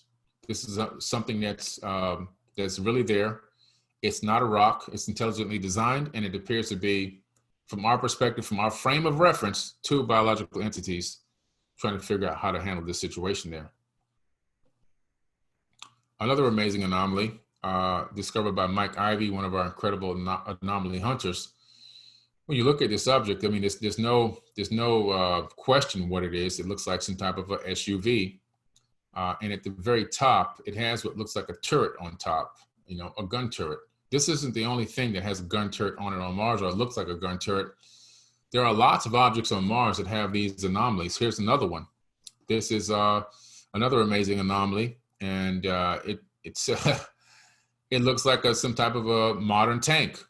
And if you look at the shadow in the back that it's casting, you see the shadow of the turret, the gun turret. This is one of the most amazing anomalies I've ever seen on Mars, just because it's clearly on a dirt road. And in the full image of this, there's objects behind it. This is a convoy. This was the last image taken by Spirit rover before it was supposedly, ran out of power or just turned off. The thing was working fine up until this point. Up until this day, I think that whatever these things are, destroyed the Spirit rover. That's my personal opinion. That was the last day. This was the last image broadcast by Spirit. After all the, a decade of being alive and being fine and doing all the roving. And all of a sudden it comes across this and it's over. just like that. These are trees. This is a forest on Mars. I provide the exact location on the image. Anybody can look these up. NASA doesn't hide this. There are forests on Mars in the North and South Pole. There are forests, trees, pine, what we would call pine trees. They could be called something else, but there are trees there amongst this snow. Here's another amazing anomaly. Looks like a head laying on its side. Might just be a rock that looks like a head, but I tell you what, it's strange how we keep finding these things everywhere. One of my greatest anomalies ever discovered. This is from Sol 1112, and this appears to be some type of a aerospace technology that's sitting there, damaged on the Martian surface. You can see the wing, you can see the fuselage, you can see, it's everything. You can see it. It's as clear as day. There's no hiding this one, what it is. This is some type of a plane. Okay, it's got a cockpit, it's got a fuselage, it's got a wing, and even has what appears to be maybe an engine on the wing. It's got looks like maybe 3 or 4 wheels in the front touching the ground. I just think it's something, a remnant of from a time long gone when people used to live there and flourish before the last war. Remember I told you there were a lot of Ankhs on Mars. Here's another one. If you look in the lower left frame, you'll see another Ankh just laying out there on the Martian soil. We literally have found dozens of Ankhs now, dozens and dozens of Ankhs. They're everywhere. They're everywhere all over Mars. Another thing that's on Mars are a lot of S's, or what looks like to be an S, but not an S like the letter S in our alphabet, more like the artistic version of the S on Superman's chest. They're everywhere as well. Here's another amazing anomaly. This is from Eric Coolidge, one of our great anomaly hunters. I mean, come on, guys. This looks like a shuttle, you know? Looks like a shuttle sitting out there on the sand. I mean, it's clear to see that it's not a rock. You know, you don't have to be a rocket scientist to figure this one out. These Atlanteans travel from planet to planet, just like the Enuma Elish said, and the Atlantis epic says in the ancient Sumerian epics. They came from Mars to Earth to go to war against us, literally. Here's another crazy anomaly. This thing looks like R2-D2 land. It's just sitting out there in the middle of the Martian desert. It literally looks like an R2-D2 type of anomaly. We don't know what it is, but it's really there. This one made the news several times over. I had news reporters scratching their head trying to say, what in the heck is going on up there? You know, and it's there. This is a real anomaly. Here's another anomaly. I call this one Colonel Sanders. This is a structure with a head carved on top. So whoever this person was must have been a very, very important person, because why would you carve a head on the top and then put this head on top of a building or structure? I think this must have been a memorial. This could be the person's memorial building or memorial structure. We don't know what it was, but like I told you, there's multiple races on Mars. You can see black people, white people. You can even see what we call Native American people up there, etched into different stone work and everything else. The way that they look, you can tell by the features. So from our frame of reference on Earth, we would say that this is this particular race of a person. A lot of tanks on Mars. This is another tank that we discovered. There's probably maybe close to 400 or 500 tanks that we've got cataloged now. This is just one of the many tanks. You can see the gun turret. They love gun turrets up there on Mars. This is what looks like to be a helmet. This is a helmet. I mean, now on Earth, if you go to the Bronze Age, you find these kind of helmets in the Renaissance period. And this is kind of strange that we find this helmet laying out there in the desert on Mars. This is from Joe White, one of our researchers, who's one of the best we have. He's also been on Ancient Aliens, and a lot of his work has been used in a lot of shows, as well as he's made the news many times over with his anomalies. This object just sitting out there in the middle of nowhere in Mars eerily resembles a modern day battle cruiser. Okay, is it a battle cruiser? Maybe not, we don't know, but it sure does look very similar to one. Very, very similar. This is a dilapidated structure on Mars. You can clearly see the geometry. You can see where the damaged areas are. You can see the base. Remember, Mars had a global flood twice. This is something that survived the flood, but barely. What appears to be the head of a soldier with a helmet on sticking up out of the mud. Could it be that? Maybe not. But well, only from our frame of reference can we tell you this thing doesn't belong with the surrounding terrain and what it looks like to us. This is Victoria Crater, where we saw the 4-foot or the 4-story tall Egyptian stone carving. Just to the east of that carving, there's these two objects carved into the same crater. I call this one the Queen and the King. This is almost like a female type of a face, and this is like a Toltec, a male Toltec, like the ones I saw when I went to the Pyramid of Kukulkan in Tula, Mexico, a few years back. Pretty interesting anomalies.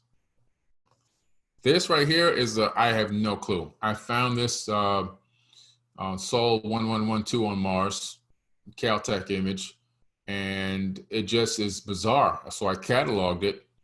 It looks like a lot of crazy stuff going on here, but not rocks. So it's supposed to be just rocks up there, but whatever these are, that ain't them. To me, this is more evidence of an ancient Atlantean culture living on Mars under the name of the Ijiji, according to the Enuma Elish. This was a structure that we found, or something that we found that looked like bone, and so we duped it and put it together so we can get an idea of what it might have looked like if it had two equal sides. And you can clearly see that it really matches up and could have been a biological entity, some type of animal maybe in the when it was alive. Smiley faces. There's probably about 3 or 4 dozen smiley faces on Mars.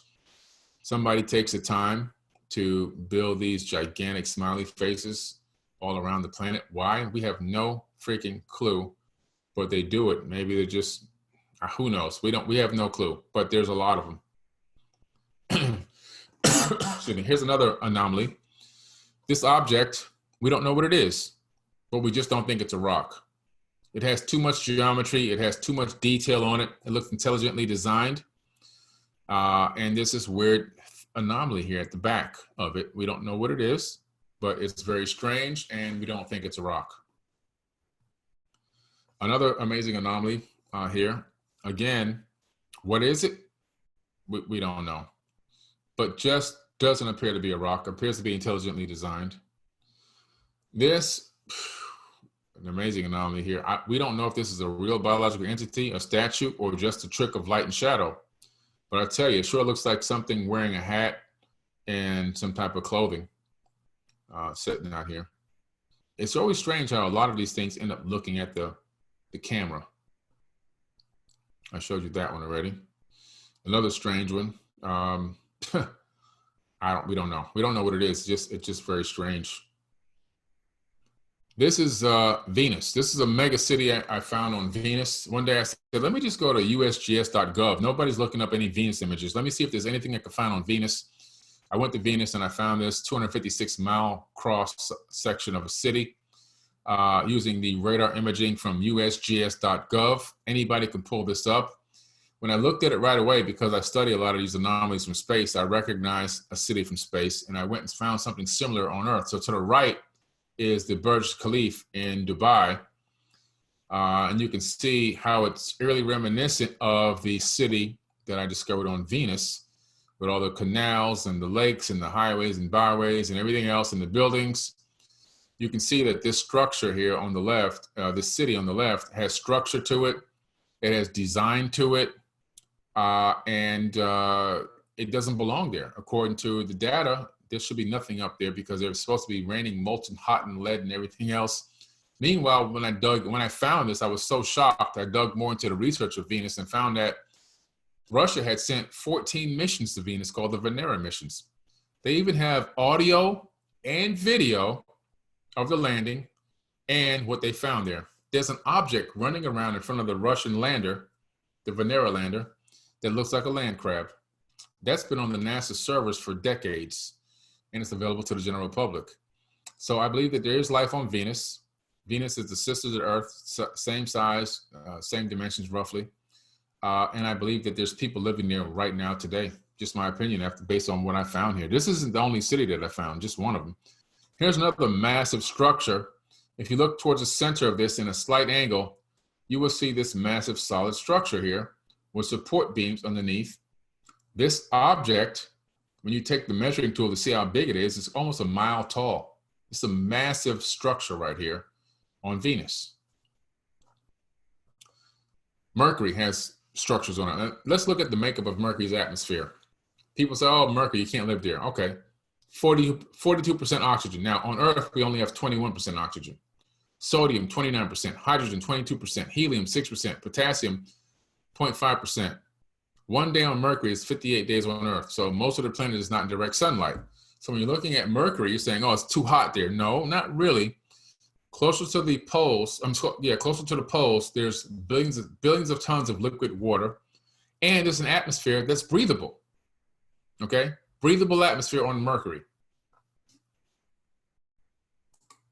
The Mars rover this week, the Mars rover team threw cold water on the hopes of finding organic molecules on Mars. But Thursday, NASA unveiled a discovery that kind of makes up for it. Cold water and organic molecules on Mercury. The findings come from NASA's MESSENGER probe, which has been orbiting Mercury since last year. The probe is focused on studying craters around the planet's North Pole, and what they found inside sounds pretty bizarre. We have very compelling evidence that these regions are indeed filled with water ice. That's right, ice on Mercury, the planet closest to the sun. The planet where surface temperatures can reach 700 Kelvin or 800 degrees Fahrenheit, hot enough to melt lead. Many people would likely say there's not a snowball's chance in hell that there's ice on Mercury. But it just turns out that at its North Pole, there are some places where the sun never shines. Because Mercury has no atmosphere, anywhere the sun doesn't shine can get hundreds of degrees below zero, like the planet's northern craters. The MESSENGER team discovered a reflective material made up mostly of hydrogen in the craters. Water ice is the only substance that fits the bill. But hold on, they didn't just find water ice, they found small pockets of liquid water, with an unusually dark material forming a thin layer on top of the ice. And the most likely explanation? These are dark, organic, rich deposits. This organic material may be the same type of organic material that ultimately gave rise to life on Earth. That's right, organic material and liquid water on Mercury. How did it get there? The most likely explanation is that it came from comets that crashed into Mercury in our solar system's infancy. In fact, some scientists believe most of Earth's water and some of its organics arrived on our planet the same way. Now, to put the reins on the story, organic doesn't necessarily mean alive. The scientists say they don't expect atmosphereless Mercury to have any life on it. But the New York Times suggests maybe we could put some life there. The water could also be an intriguing resource for people. Between the scorched equator and the frozen poles, temperatures on Mercury can be temperate. Mars. Let's look at what I found on Mercury, because now they always have to end it with it's impossible, even though it is possible. This is an object that I discovered on Mercury from the European Space Agency and the solarsystem.nasa.gov server.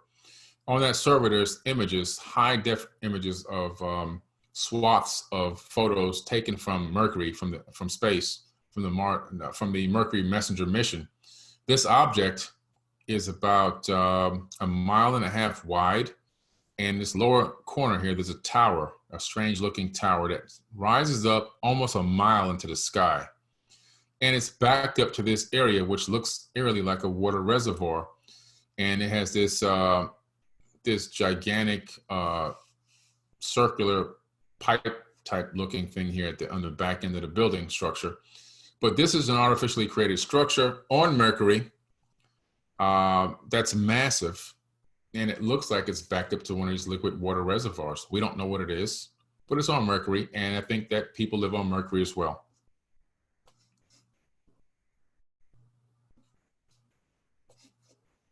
What's this here? Oh. According to the Emerald Tablets, which were written by Thoth the Atlantean, who's actually the son of Enki, okay? So he's actually obviously younger than Enki. He has been around for hundreds of thousands of years. In the Emerald Tablets, he describes going into this chamber underneath the Great Pyramid called the Halls of Amenti. And in this chamber underneath the Great Pyramid, he actually says he's descended 100 times 10, which is 100,000 years. So let me correct myself there. I meant to say 10,000 years. That's my fault there, guys. Every so many years, he goes down to this chamber for 100 years at a time. So over the course of so many eons, he's gone down there for 100,000 combined years. So the Sumerian text is only 6,000 years old as far as we know. So based on that, we have to think that these gods, these people, these beings could potentially still be alive, and they could be anywhere. They could be on Earth. There's some of their offspring, because we do know that Enki married or had mated with humans. Thoth also took on a human wife as well. And this bloodline could be still here today propagating. And I really believe that's the bloodline that started the pharaonic bloodline, which then migrated after the last pyramid war into Arabia and then into Europe.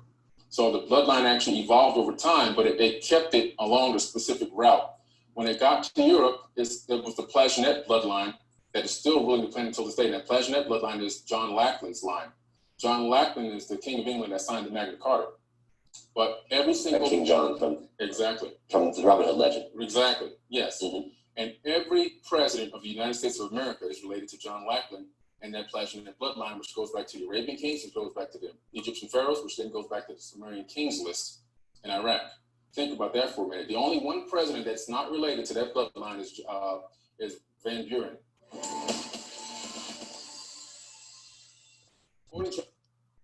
Okay, guys. So that is my workshop for the day. I hope you guys enjoyed it.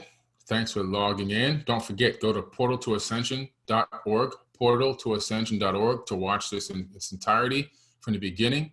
It's a pay-per-view, so you can log in and watch it over and over again to watch the full 3.5 hour, whatever I've done. I don't even know how much time I've been on here, presentation. I really appreciate y'all. Don't forget, support Neil Gar. He does a phenomenal job making these types of things available to the world. And I want to thank you, myself, Neil, for having me on, and I look forward to the next one.